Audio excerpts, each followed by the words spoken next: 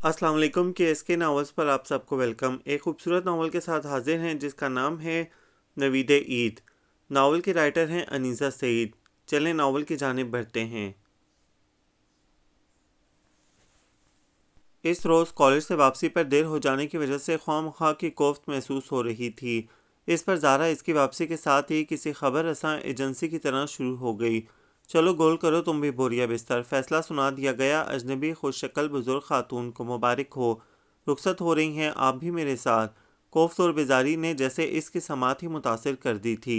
इसने अहमकों की तरह ज़ारा को देखा। यकीन नहीं आता तो अभी खुद सुन लेना अम्मी से। बुजुर्ग खातून को जल्दी थी वापस जाने की। इन्होंने तुम्हारे जोड़े का नाप ले लिया है।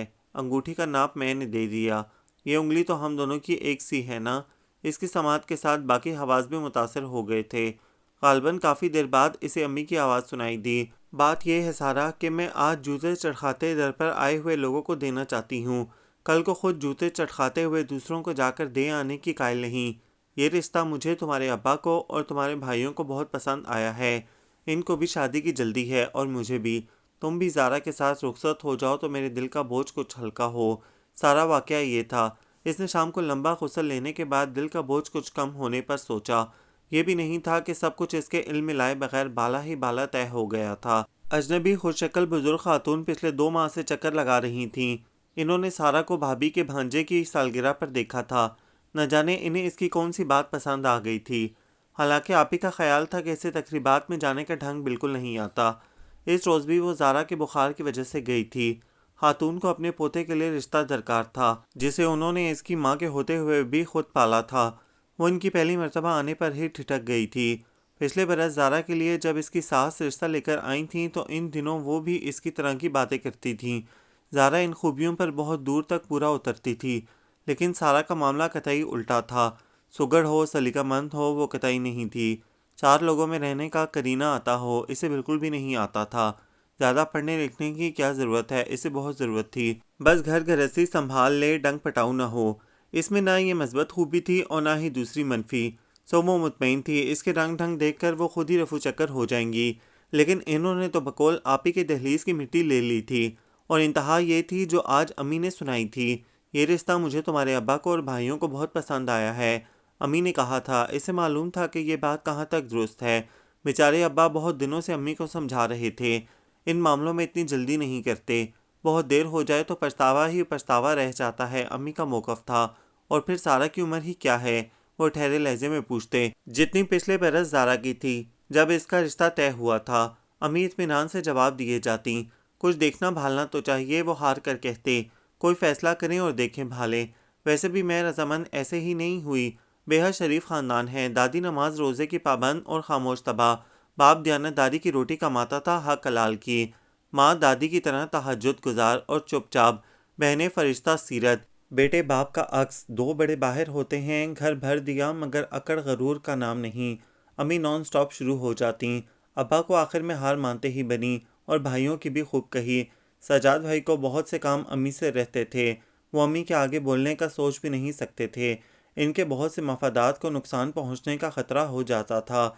जुबैर भाई सदा के लापरवाह थे। वो बस होते को देखने के आदी थे। क्यों हुआ और कैसे हुआ इसमें इन्हें कभी दिलचस्पी नहीं रही थी। हाँ, इस मामले को सुनने के बाद इन्होंने एक बार ये ज़रूर कहा था, सारा सारा तो बहुत छोटी नहीं अभी, लेकिन खैर। फिर जैसे इन्हें अम्मी का मसला समझ में आ गया।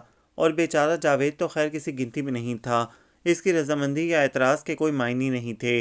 आपी और भाभी इस बात पर खुश थीं कि घर में एक साथ 2 शादियां होंगी, खूब रौनक रहेगी। और यही सारा वाक़या था। इसने सारे मामले पर गौर करने के बाद सोचा, अम्मी को जब से हार्ट अटैक हुआ था इनके दिल में अजीब से वहम घर करने लगे थे। पिछले साल इन्होंने जिस तरह मारा मार ज़ारा का रिश्ता तय किया था वो इन्हीं की हिम्मत थी। और ये रिश्ता तो गोया बैठे बिठाए इनकी गोद में आन गिरा था, नेमत गैर मतरकबा के तौर पर। वो शक करने की आदी नहीं थीं। जो लोग मोहब्बत से मिलते हैं इनका शुक्रिया, अंदर से वो जैसे हैं अपने लिए हैं। पिछले बरस ज़ारा की सास की मोहब्बत पर भी इन्होंने कोई शक नहीं किया था और गुज़रे 1 साल ने साबित कर दिया कि इनका फ़ैसला दुरुस्त था। और अब सारा के लिए भी वो मुतमईन थीं और किसी ने इनसे इख्तलाफ नहीं किया था। सब बारी बारी जाकर सब कुछ देख कर मुतमईन हो आए थे। एतराज़ की कोई गुंजाइश ही नहीं थी। अजनबी बुजुर्ग खातून जो कि अब बहुत शनासा हो चुकी थीं को शादी के बाद हज करने जाना था اور اس کے بعد اپنے بیٹے کے پاس ابوظہبی۔ ان کا ویزا لگ چکا تھا اور ان کے بڑے پوتے کی شادی تیار تھی۔ وہ چھوٹے کی شادی بھی اسی کے ساتھ کرنا چاہتی تھیں۔ سو وہ سب آنن فانن ہوا، جس کے بارے میں سارہ کے خوش آئند دل نے یہ سوچا تھا کہ کسی نہ کسی وجہ سے ٹل جائے گا، مگر یہ ممکن نہیں ہو سکا۔ اس کی ساری خوش فہمیاں دھری کی دھری رہ گئی تھیں۔ اس روز امی کی بہت منت کے بعد جب آخری بار وہ سہیلیوں سے مل کر کالج سے واپس آئی تو اس نے اپنا کتابوں کا بیگ اپنی الماری کے سب سے نچلے خانے میں گھسا دیا۔ اس کے منصوبے بہت اعلیٰ یا بہت زیادہ آگے جانے کے نہیں تھے، زیادہ سے زیادہ یہ کہ یونیورسٹی لیول تک پڑھ لے اور پھر کوئی ہنر سیکھ لے، نہ موافق حالات کے لیے خود کو تیار کر لے۔ اس کی اس سے بڑی کوئی خواہش ہی نہیں تھی۔ اسے پڑھنے کا بہت شوق تھا۔ زارا کی منگنی پر اس نے بہت حیرت سے اس سے پوچھا تھا، ہائے تو اب تم پڑھو گی نہیں؟ زارا کی بات دوسری تھی، وہ اسی میں خوش تھی، جبکہ اس کے خواب بڑے خوشگن تھے۔ وہ ڈگری لے رہی ہے، اس کے پاس بہت اہم اپائنٹمنٹ لیٹر ہے، اس کی وجہ سے ابا کا سر بلند ہے۔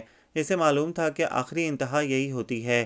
امی کی بیماری کے بعد وہ ذہنی طور پر اس کے لیے تیار بھی ہو رہی تھی، لیکن اتنی جلدی کا تو تصور بھی نہیں تھا۔ ابھی تک تو وہ بے انتہا بے فکری اور مزے کی زندگی گزارتی آئی تھی۔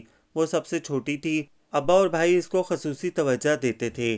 امی کا دھیان سب میں بٹتا تھا اور اس کو امی کی بے دھیانی محسوس بھی نہیں ہوتی تھی۔ اس کی پڑھائی میں، اس کے ہر شوق میں، اس کے کہیں آتے جاتے میں، اس کے کھانے پینے میں۔ سجاد بھائی اور ابا خاص طور سے دلچسپی لیتے تھے۔ وہ اپنی دنیا میں مگن ہر گزرتے دن کو الوداع اور نئے دن کو خوش آمدید کہتی تھی۔ پچھلے 1 سال سے وہ زارا کی شادی کی منتظر تھی۔ آپی کی شادی پر وہ بہت چھوٹی تھی۔ سجاد بھائی کی شادی پر اچانک بیمار پڑ گئی تھی۔ شادی کا پورا ہفتہ اس نے بخار میں گزارا۔ زارا کی شادی میں وہ بھرپور طریقے سے شریک ہونا چاہتی تھی۔ وہ سوچ بھی نہیں سکتی تھی کہ گھر کی اس تیسری شادی میں بھی اس کو اس طرح شریک نہیں ہونے دیا جائے گا۔ وہ اس سچویشن کو آہستہ آہستہ سمجھنے کی کوشش کر رہی تھی۔ اس دوران اجنبی خاتون بزرگ، جن کو سب بی بی جان کہتے تھے، کئی بار آئی تھیں۔ 2 دفعہ ان کے ساتھ اس کی ہونے والی ساس اور سسر بھی تھے۔ ایک بار جیٹھ جیٹھانی۔ ہر بار وہ اس سے اس کی پسند کے رنگ پوچھتیں۔ اسے کپڑوں پر ہلکا کام پسند ہے یا بھاری؟ کام قمیص پر بھی ہو یا صرف دوپٹے پر؟ زیور جڑاؤ اچھا لگتا ہے یا سادہ؟ اور ہر بات کے ساتھ اپنی رائے ضرور دیتی۔ اسوند کو ہلکے رنگ پسند ہیں، بھاری کام تو چپتا ہے، جڑاؤ زیور کیا ہوا نیرا ٹانکا، زیور سادہ ہونا چاہیے، بکے تو کوئی مول تو ہو۔ اسے ان چیزوں کا کوئی تجربہ نہ تھا۔ ریشمی کپڑا اسے ویسے ہی پسند نہیں تھا۔ تقریبات کے لیے زبردستی بنوانا پڑتے تھے۔ کپڑوں پر کام بھی بڑی دقت پیدا کرتا تھا۔ دوپٹہ کہیں جاتا اور خود کہیں۔ زیور سونے کا چھوڑ کبھی آرٹیفیشل بھی نہیں پہنا تھا۔ زارا اپنے ٹافیوں والے ڈبے میں تانگ جھانک کے بعد اس کے کپڑوں سے ملتے جلتے رنگ کے چھوٹے چھوٹے ٹاپ زبردستی اس کے کانوں میں اڑس دیتی، وہ بھی صرف شادی بیاہ کے موقع پر۔ آدھی تقریب کے بعد وہ انہیں چپکے سے اتار کر بھابھی کے پرس میں رکھ دیتی۔ اس کا ان باتوں میں تجربہ بہت محدود تھا، اس لیے وہ خاموشی سے ان کی شکل دیکھتی رہتی۔ اس کے بجائے امی یا بھابھی جواب دے دیتی۔ اصل میں وہ ایک عجیب سے شوق میں مبتلا تھی، ایک دم سے کسی چیز کے کھو جانے کا غم، احساس جدائی۔ ابھی تو اس نے کچھ بھی نہیں دیکھا تھا، کچھ بھی نہیں کیا تھا۔ ایک یہی دکھ اس پر آصف کی طرح چھا گیا۔ وہ کسی سے کچھ کہنے کی عادی نہیں تھی، دل کی بات اندر ہی رکھتی، لیکن اب اس کا دل چاہتا کوئی اس کی سنے، وہ کسی سے کچھ کہے، لیکن گھر میں ہر شخص مصروف تھا۔ کبھی کبھار مانی ماموں آ جاتے، وہ ان کے سامنے ہی ایک دفعہ اپنے دل کا بوجھ ہلکا کرنا چاہتی تھی، لیکن وہ جتنی دیر ٹھہرتے ہر بات کو ہنسی میں اڑا کر ہلہ گلا مچا دیتے۔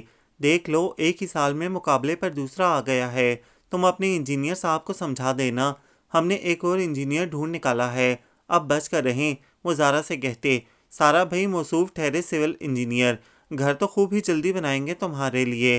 وہ اس کو مخاطب کرتے، لو وہ کیا اور گھر بنائے گا، یہ بڑا گھر بنایا ہے انہوں نے نیا سمنا آباد میں، 5 bedrooms attach bathrooms کا، اتنا بڑا تو لان ہے ان کے گھر کا۔ اور بھائی کیوں نہ بنائیں، دونوں بڑے بھائی باہر جو ہوتے ہیں ابوظہبی میں۔ بھابھی جن کی وساطت سے یہ نیا رشتہ آیا تھا ہاتھ ہلا کر جواب دیتی۔ بھابھی باہر رہنے والوں سے نہ جانے اتنی متاثر کیوں تھیں، دن پر لگا کر رو رہے تھے۔ امی نے دن رات ایک کر کے اس کے حصے کا سارا کام 2 مہینوں میں کیا۔ گدے، لحاف، تکیے انہوں نے سب پہلے ہی سے بنا کر رکھے تھے۔ لحاف بھروانے کا کام تھا، باقی کا سارا جہیز وہ 10 سال پہلے سے ان دونوں کے لیے بنا رہی تھیں۔ کمی بیشی اب پوری ہو رہی تھی۔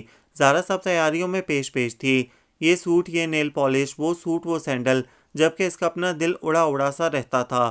جوں جوں دن گزرتے جا رہے تھے اس کے چہرے کی رونق ختم ہو رہی تھی۔ پھر ایک روز مانی ماموں بھانپ ہی گئے۔ کیوں بھائی سارا، کیا بہت یاد آتے ہیں انجینئر صاحب؟ وہ سنجیدہ بات بھی مذاق ہی میں کرتے تھے۔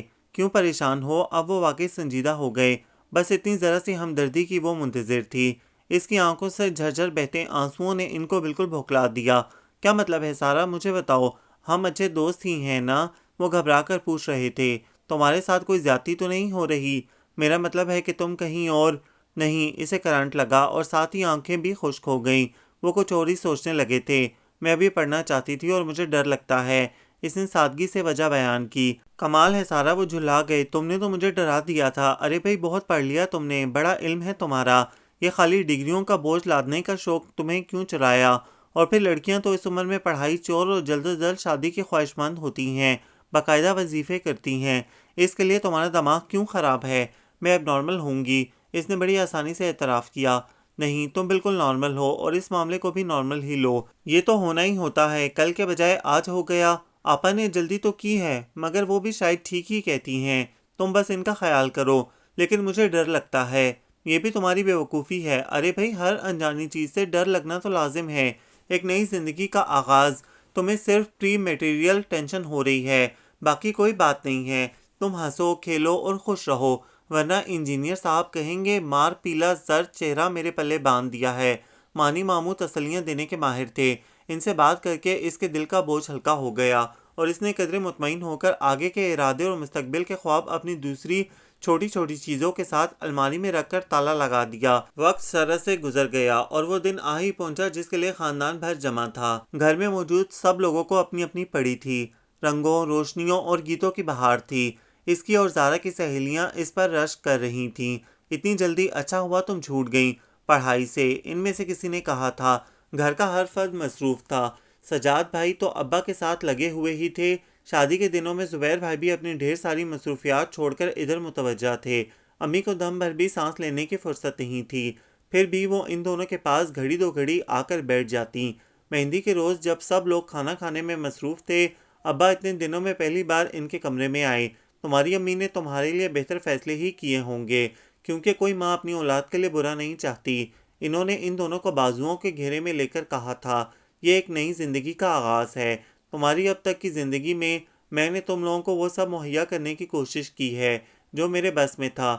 اب تک تمہاری بہتر زندگی کے لیے جدوجہد کرنا میرا کام تھا، لیکن اب ایک بہتر زندگی گزارنے کے لیے تم لوگوں کو خود کوشش کرنا ہوگی۔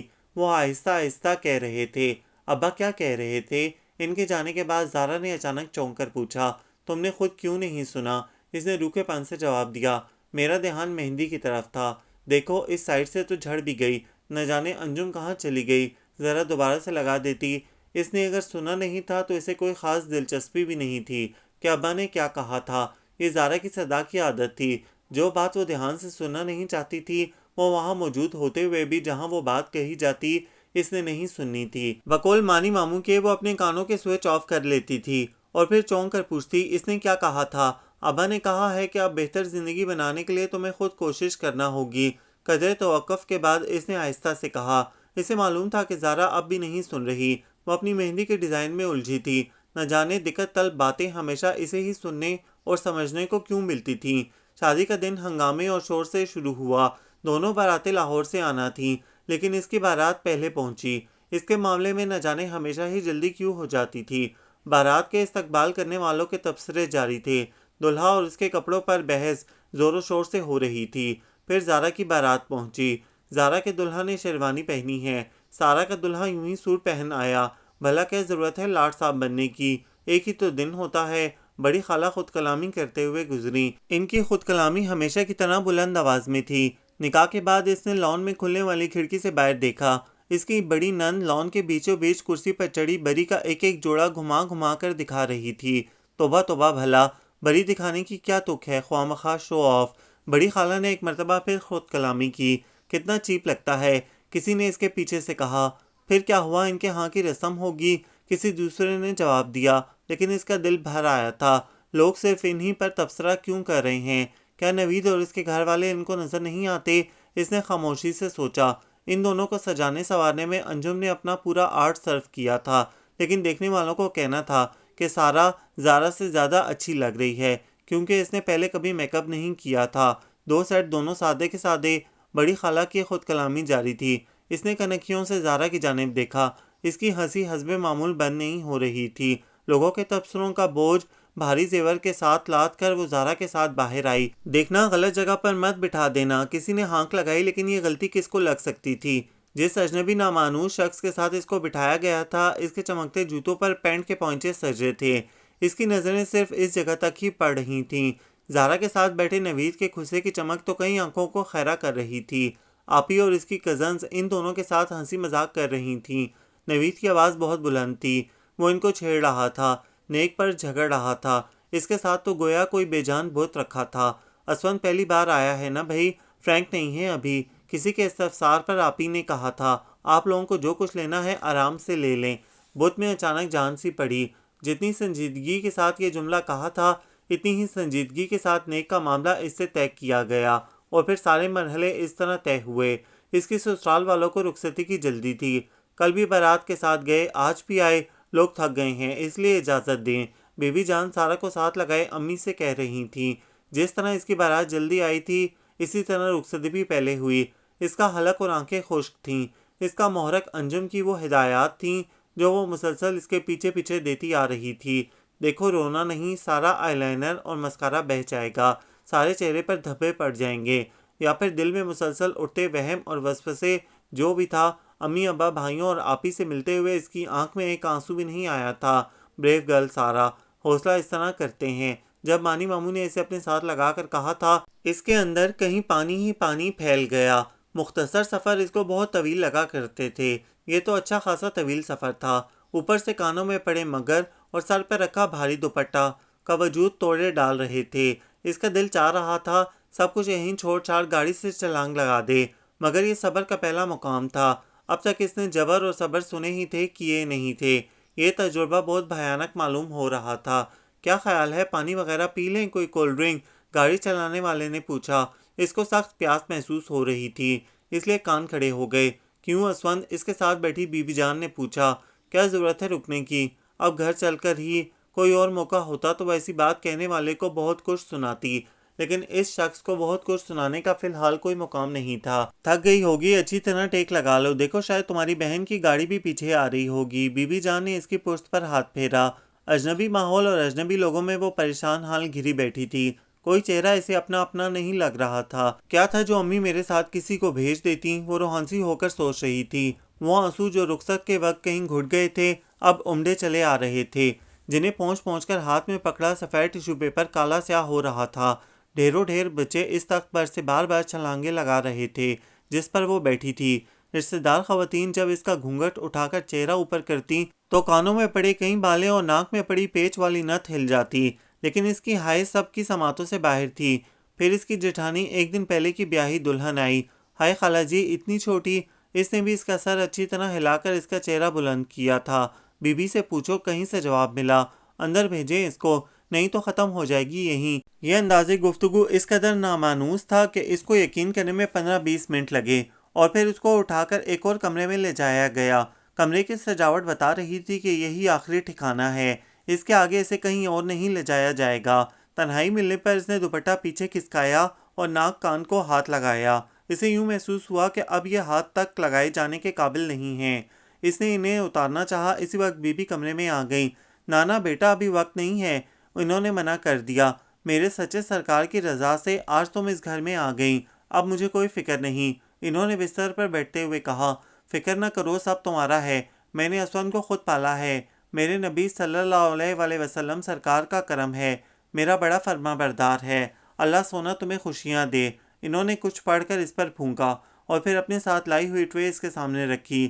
روٹی کھاؤ، اس نے انکار میں سر ہلا دیا۔ نانا بیٹی، سونے رب کے رزق سے انکار نہیں کرتے، نہ شکری ہوتی ہے۔ انہوں نے نوالا زبردستی اس کے منہ میں ٹھونسا۔ کچھ نہ کھانا تم لوگ، بس اسٹرو سے دودھ وغیرہ پی لینا۔ اسے انجم کی ہدایت یاد آئی، تمہارے اپنے گھر کا کھانا ہے یہ تو، کھاؤ اللہ کی رضا سے، اب تم اس گھر کے دسترخوان میں شامل ہو گئی ہو، وہ سائیں میرا رزق میں برکت ڈالے گا تمہارے دم قدم سے۔ بی بی جان کی گفتگو جاری تھی، وہ خاموشی سے کھانا حلق سے اتارتی گئی۔ اب آرام کرو، میں اسفند کو بھیجتی ہوں جا کر، سب آرام کریں۔ 2 باراتوں کے تھکے ہوئے وہ جاتے جاتے دروازہ بھیڑ گئیں۔ یہاں لوگ کس طرح باتیں کرتے ہیں، اس نے حیرت سے سوچا۔ وہ نیم خنودگی میں تھی جب دروازہ دوبارہ کھلنے کی آواز آئی۔ وہ اجنبی نامانوس شخص اندر آ چکا تھا، آپ اسی طرح بیٹھی ہیں، آپ ایزی ہو جائیں کپڑے بدل کر۔ پہلا جملہ کس قدر پرتکلف۔ وہ پوری طرح بیدار ہو گئی۔ وہ باتھ روم میں گھس گیا۔ 10 منٹ بعد جب وہ باہر نکلا تو سلیپنگ سوٹ میں تھا۔ آپ چینج کر لیجئے اور سو جائیے، وہ دھڑام سے بستر پر پڑتے ہوئے بولا۔ کافی دیر وہ اس سچویشن کو سمجھنے کی کوشش کرتی رہی، پھر جیسے اس میں اچانک کوئی قوت آ گئی، تیزی سے اٹھ کر باتھ روم میں گھس گئی۔ اس کا فلالین کا نائٹ سوٹ کیل پر لٹکا تھا۔ کپڑے بدلتے ہوئے منہ پر سجے سارے لوازمات پھر ہل گئے، لیکن اب تک اس میں برداشت آ چکی تھی، زبردستی آ چکی تھی۔ زبردستی کھینچ کھانچ کر اس نے وہ سب کچھ اتارا۔ جب اس کو جس کے لیے وہ نہ کر رہی تھی دیکھنے کا کوئی شوق نہیں تو کیا فائدہ سجائے رکھنے کا۔ گرم گرم آنسوؤں کے ساتھ پانی کے چھینٹے مارتے ہوئے اس کے معاف صحن نے سوچا۔ کانوں اور ناک پر خون جم گیا تھا اور دل خون کے آنسو رو رہا تھا۔ آدھے گھنٹے بعد جب وہ باتھ روم سے نکلی تو صبر اور جبر کے دوسرے تجربے سے دوچار ہو چکی تھی۔ زیور سائڈ ٹیبل کی دراز میں رکھ کر بیڈ کی پشت سے ٹیک لگا کر اس نے لحاف اپنے اوپر اوڑھا اور ٹھنڈے ذہن سے سوچنا شروع کیا۔ اس کے قریب پڑا شخص ایک دفعہ پھر بت میں تبدیل ہو چکا تھا۔ اس کے سانس تک کی آواز نہیں آ رہی تھی، لیکن وہ جانتی تھی کہ وہ گہری نیند سویا ہوا ہے۔ زارا کے افسانوں اور شادی شدہ کزنز کی باتوں میں یہ کچھ تو نہیں ہوتا تھا جو میرے ساتھ ہوا۔ اس نے آنکھیں بند کر کے سوچا، کیا اس کو نیند اس قدر پیاری ہے کہ سب کے بقول یہ اہم رات سو کر گزار دی جائے؟ یہ کیا کہ کوئی بات تک بھی نہ کی جائے، جیسے معمول کا دن ہو؟ شاید بیچارہ 2 بار راتوں کا تھکا ہوا ہے۔ اس نے خود کو مطمئن کرنا چاہا۔ ٹیبل لیمپ بجھانے سے پہلے اس کا دل چاہا ایک بار اسے اچھی طرح دیکھ تو لے، لیکن اسی لمحہ اس نے دوسری طرف کروٹ بدل لی۔ پوری رات وقفے وقفے سے اس کی آنکھ کھلتی رہی۔ نئی جگہ پر نیند اسے کبھی نہیں آتی تھی، لیکن یہ شاید دن بھر کی تھکن کا اعجاز تھا جو اس کی آنکھ لگ جاتی تھی۔ صبح دروازے پر دستک سے جب اس کی آنکھ کھلی تو اس نے دن کی روشنی میں اپنے ساتھ پڑے بت کی طرف دیکھا۔ وہ اسی کروٹ لیٹا تھا جس پر رات کو تھا۔ دروازے پر دستک تیز ہوئی تو وہ ہڑبڑا کر اٹھا۔ نیند کھلنے کے بعد کچھ دیر اس نے حالات کو سمجھنے میں لگائی اور پھر سلیپر پہن کر دروازے کی جانب تقریباً بھاگا۔ ایسی بھی کیا نیند بھائی؟ یہ اس کی بڑی نند باجی شمیم تھیں۔ وہ ان کے اندر آنے تک دروازے سے چپکا کھڑا رہا۔ ان کے اندر آنے کے بعد چپکے سے باہر نکل گیا۔ ہاں ہائے، غرارہ سوٹ کرسی پر کیوں رکھ دیا؟ الماری میں لٹکانا تھا ہینگر پر۔ وہ اس کے قریب آتے آتے ٹھٹک گئیں۔ 8,000 کا غرارہ سوٹ ہے، آج بھی پہننا تھا۔ ہماری طرف کے ملنے والوں نے تو دیکھا بھی نہیں، کوئی شو ہی نہیں بنی۔ وہ تمہاری بہن کے سسرال والے تو بازار کا بنا بنایا لے گئے تھے، 2-2,500 والا آتشی گلابی۔ میں نے تو آپا کو کہا تھا پہلے دن کے لیے وہی لے لو، پر ان کو بڑا شوق تھا، مہنگا جوڑا ہی پہلے دن پہننا ہے، لو اب دوبارہ استری کرنا پڑے گا۔ وہ نان سٹاپ بول رہی تھیں۔ وہ شخص جس کے نام کے توسط سے وہ یہاں تک آئی تھی اس کو باجی شمیم کے نرغے میں چھوڑ کر کیسا دم دبا کر بھاگا تھا۔ ناشتہ کیا کرتی ہو؟ بی بی جان اپنے وظیفے سے فارغ ہوتیں تو خود پوچھتیں، انہوں نے غرارہ جھاڑتے ہوئے کہا۔ دیکھو یہ یہاں پڑا تھا۔ سارا وٹ وٹ ہو گیا۔ دوسرا جملہ انہوں نے پیچھے آتی بڑی بھابھی سے کہا۔ بڑی بھابھی کے پیچھے لوگوں کا ہجوم تھا، کوئی اسون کی مامی تھیں، کوئی چچی، کوئی صرف رشتہ داروں کے رشتہ دار۔ رات کو شاید اس کی شکل دیکھ دیکھ کر ان کی تسلی نہیں ہوئی تھی، وہ دوبارہ اس کا چہرہ اٹھا اٹھا کر دیکھ رہی تھیں۔ اس کی چھوٹی نند آسماں ناشتے کی ٹرے اٹھائے اس کے قریب آ گئی۔ شمیم، رات والا سالن نہیں بچا جو دلہن کے ساتھ آیا تھا اور چاول۔ کہیں سے آواز آئی، کہاں مامی جی؟ سالن میں شوربہ نام کو نہیں تھا، منٹوں میں ختم ہو گیا، اور چاول اتنے سخت کھانے کے قابل تھے بھلا؟ ہم نے تو رات کو خود روٹیاں پکائی تھیں، چاول تو امی نے بھیج دیے تھے۔ پکی ٹھٹی، خالہ رضیہ کی طرف، وہ بانٹ دیں گی ٹپری واسوں میں، وہاں بہت ہوتے ہیں۔ یہ بات انہوں نے بیڈ کور کی شکنیں نکالتے ہوئے اس کے کانوں میں تقریباً منہ گھسیڑ کر کہی تھی۔ اس کا دل ہول گیا۔ اس کے گھر کے کھانے کی سبھی نے تو تعریف کی تھی، بارات کے ساتھ آنے والوں نے بھی، اب نہ جانے وہ برا کیسے ہو گیا تھا۔ چلو کوئی تو اللہ سونے کی مخلوق کھائے گی، ٹپری باز بھی اسی پاک معبود کی مخلوق ہوتے ہیں۔ ایک مانوس آواز اس کے قریب سے آئی۔ اس نے گردن گھما کر دیکھا، وہ تسبیح پڑھ رہی تھیں۔ پرسوں بھی آیا تھا کھانا، زری کے ساتھ کیسا پورا ہوا تھا۔ باجی شمیم کا افسوس جا ہی نہیں رہا تھا۔ اچھا اب ذرا کمرہ خالی کرو، دلہن ناشتہ تو کرے سکون کے ساتھ۔ انہوں نے اس پر کرم کیا اور کمرہ منٹوں میں خالی ہو گیا۔ پھر کیسا لگا اسونت؟ انہوں نے آگے جھک کر پوچھا۔ نوالا اس کے حلق میں پھنس گیا۔ جو شخص رات 11 بجے سے صبح 8 بجے تک بغیر کچھ کہے مسلسل سوتا رہا ہو وہ کیسا لگ سکتا تھا؟ اللہ سونے کے کرم سے بڑے گن ہیں اس میں، بڑا فرما بردار ہے۔ انہوں نے خود ہی جواب دے کر اس کی مشکل آسان کر دی۔ وہ اس کی تعریفوں میں مشغول تھیں۔ جب وہ کمرے میں واپس آیا وہ ادھر ادھر دیکھے باتھ روم میں گھس گیا تھا۔ لو، میں نے تو پوچھنا تھا دلہن کیسی لگی؟ انہوں نے برتن سمیٹتے ہوئے کہا۔ ان کے جانے کے بعد اس نے ایک بار پھر کمرے کا جائزہ لینا شروع کیا۔ یہ یقیناً ان 5 بیڈ رومز میں سے ایک تھا جن کے بارے میں بھابی نے بتایا تھا۔ درمیان میں اس کے جہیز کا ڈبل بیڈ تھا جو 3 دن پہلے سامان کے ساتھ پہنچا تھا۔ اس کے پیچھے 2 شیلف بنے تھے، ایک سائڈ پر 2 کرسیاں، ایک تپائی، فرش پر قالین کا چھوٹا ٹکڑا اور ایک ڈریسنگ ٹیبل۔ چیزیں سب اپنی اپنی جگہ پر تھیں، لیکن سبھی پر گرد کی ایک دبیز طے بتا رہی تھی کہ انہیں کپڑے کی جھاڑ کھائے کافی عرصہ ہو گیا۔ اس کا جائزہ ابھی مکمل نہیں ہوا تھا۔ جب وہ باتھ روم سے نکلا، سامنے کرسی پر بیٹھ کر اس نے ہاتھ میں پکڑے تولیے سے گیلے بال رگڑنا شروع کیے۔ کافی دیر اس مشغلے میں مصروف رہنے کے بعد وہ اٹھا اور ڈریسنگ ٹیبل کے آئینے میں خود کو گھورتا ہوا بال بنانے لگا۔ اس کے ہر عمل سے یوں محسوس ہوتا تھا جیسے وہ کمرے میں تنہا ہو۔ یا خدا، یہ بولتا کیوں نہیں ہے؟ اس کی خاموشی پر اس نے گھبرا کر سوچا۔ اس بات کا تو اسے یقین تھا کہ وہ بولنے سے قاصر نہیں ہے، لیکن اس کی مکمل خاموشی کی کوئی وجہ سمجھ میں نہیں آ رہی تھی۔ یا 2 بار راتوں کی تھکن ابھی تک نہیں اتری؟ اس نے دوسری بات سوچی۔ اپنے حلیے سے مطمئن ہو کر وہ باہر کی طرف چلا۔ دروازہ کھلا اور بہت سے مانوس چہرے اندر آ گئے۔ ایک دم ان سسرالی رشتہ داروں کو دیکھ کر وہ گھبرا گیا تھا، یا ویسے ہی تقریباً بھاگ نکلا تھا۔ سب سے ملتے ہوئے اس نے دھیان نہیں دیا۔ وہ سب زارا کے ولیمے کے لیے آئے تھے۔ سارا اور زری کا ولیمہ شام کو تھا۔ ہم نے سوچا پہلے تم سے ملتے جائیں۔ امی ابو تو سیدھے زارا کی طرف گئے ہیں، شام کو آئیں گے۔ اس کی آنکھوں میں رات بھر کی اٹھائی کوفت اور دکھ کے آنسو آنے لگے۔ ہائے سارا، رو رہی ہو؟ آپی نے چونک کر دیکھا۔ ایسے ہی ہوتا ہے، شروع میں دل نہیں لگتا نا، میں بھی کئی دن روتی رہی تھی۔ کیا آصف بھائی بھی یوں ہی خاموش رہتے تھے پہلے؟ اس نے آپی کا تجزیہ سن کر سوچا، حالانکہ ان سے زیادہ باتونی آدمی سارا نے کہیں اور نہیں دیکھا تھا۔ نئی جگہ ہوتی ہے، بندہ ایڈجسٹ نہیں کر سکتا اتنی جلدی۔ انجم نے خیال ظاہر کیا۔ تم یہ تو بتاؤ کیسے ہیں اسون بھائی؟ وہ اس چلتے پھرتے خاموش بت کے بارے میں کیا خیال ظاہر کرتی؟ انہوں نے کیا دیا؟ سعدیہ نے پوچھا۔ ایک طویل اور خاموش رات۔ وہ خاموش بیٹھی، ہر بات کا جواب محض سوچتی۔ سوہنے پیارے جیون جوگے لوگ آئے ہیں آج میرے گھر میں۔ بی بی جان اندر داخل ہوئیں۔ آپی اور بھابھی تجربہ کارانہ انداز میں ان سے ملنے لگیں۔ پھر وہ ان کے ساتھ زری کے کمرے کی طرف چلی گئیں اور وہ اپنی کزنز کے ساتھ ان سوالوں کے جواب دینے لگی جن کے جواب در حقیقت اس کو نہیں آتے تھے۔ کچھ دیر بیٹھنے کے بعد وہ لوگ زارا کی طرف چلے گئے۔ شام کو باجی شمیم نے اسے استری شدہ چمکتا غرارہ دوبارہ پہنوا کر میک اپ کر کے باہر لا بٹھایا۔ اس کے قریب ہی زری بیٹھی تھی۔ اب اس کو اپنے رشتہ داروں سے باقاعدہ متعارف کروایا جا رہا تھا۔ اس نے اپنے دونوں جیٹ اس وقت ہی دیکھے۔ اس دلہن کا اپنی طرف کا زیور تو بڑا ہی ہلکا ہے، باجی شمیم کی ساس نے جو بہت دیر سے ادھر بیٹھی تھیں کہا۔ اپنی اپنی حیثیت ہے نا امی جی، یہ تو بی بی سے پوچھیں۔ باجی شمیم نے اکتائے ہوئے لہجے میں جواب دیا۔ بی بی سارے لان میں گھومتے ہوئے ہر ایک کے صدقے واری ہو رہی تھیں۔ امی کو دیکھ کر اس کی آنکھیں ایک بار پھر دھندلا گئیں۔ امی بی بی کا خلوص اور پیار دیکھ کر نہال ہو گئیں۔ بی بی اس کی ساس کو کھینچ کھانچ کر امی کے قریب لا رہی تھیں۔ ہائے سارا، آج بھی وہی غرارہ پہن لیا؟ وہ کیوں نہیں پہنا اپنے والا بنارسی سوٹ؟ زارا نے اس کے قریب آتے ہی کہا۔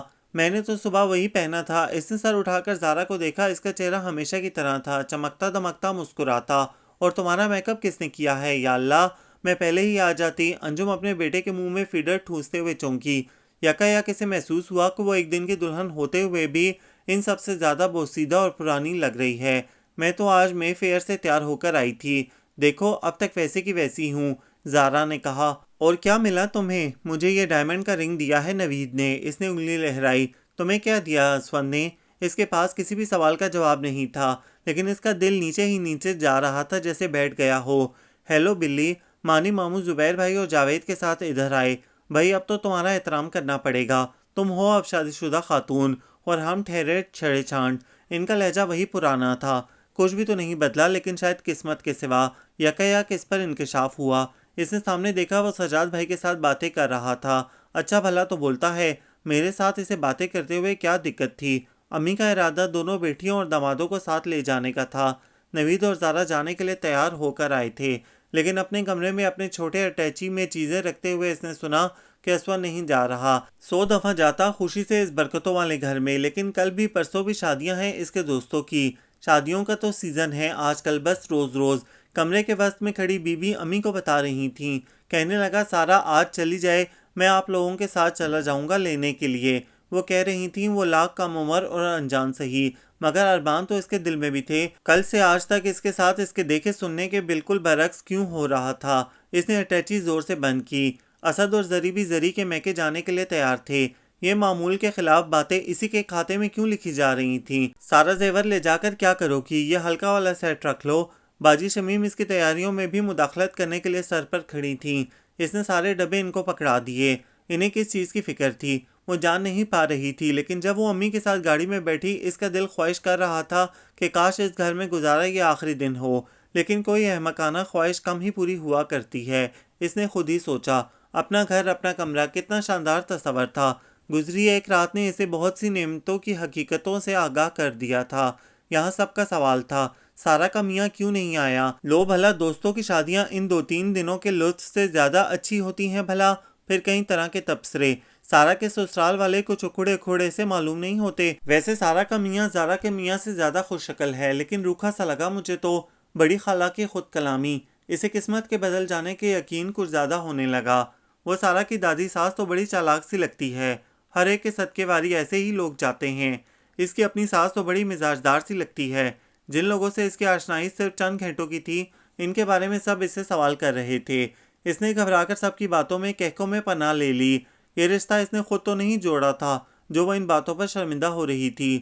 یہ لوگ زارا کے سسرال والوں کا تذکرہ کیوں نہیں کرتے؟ اس نے سوچا، زارا کے مزے ہیں، ایک ساس ہی ہے اور کوئی جھنجھٹ نہیں ہے۔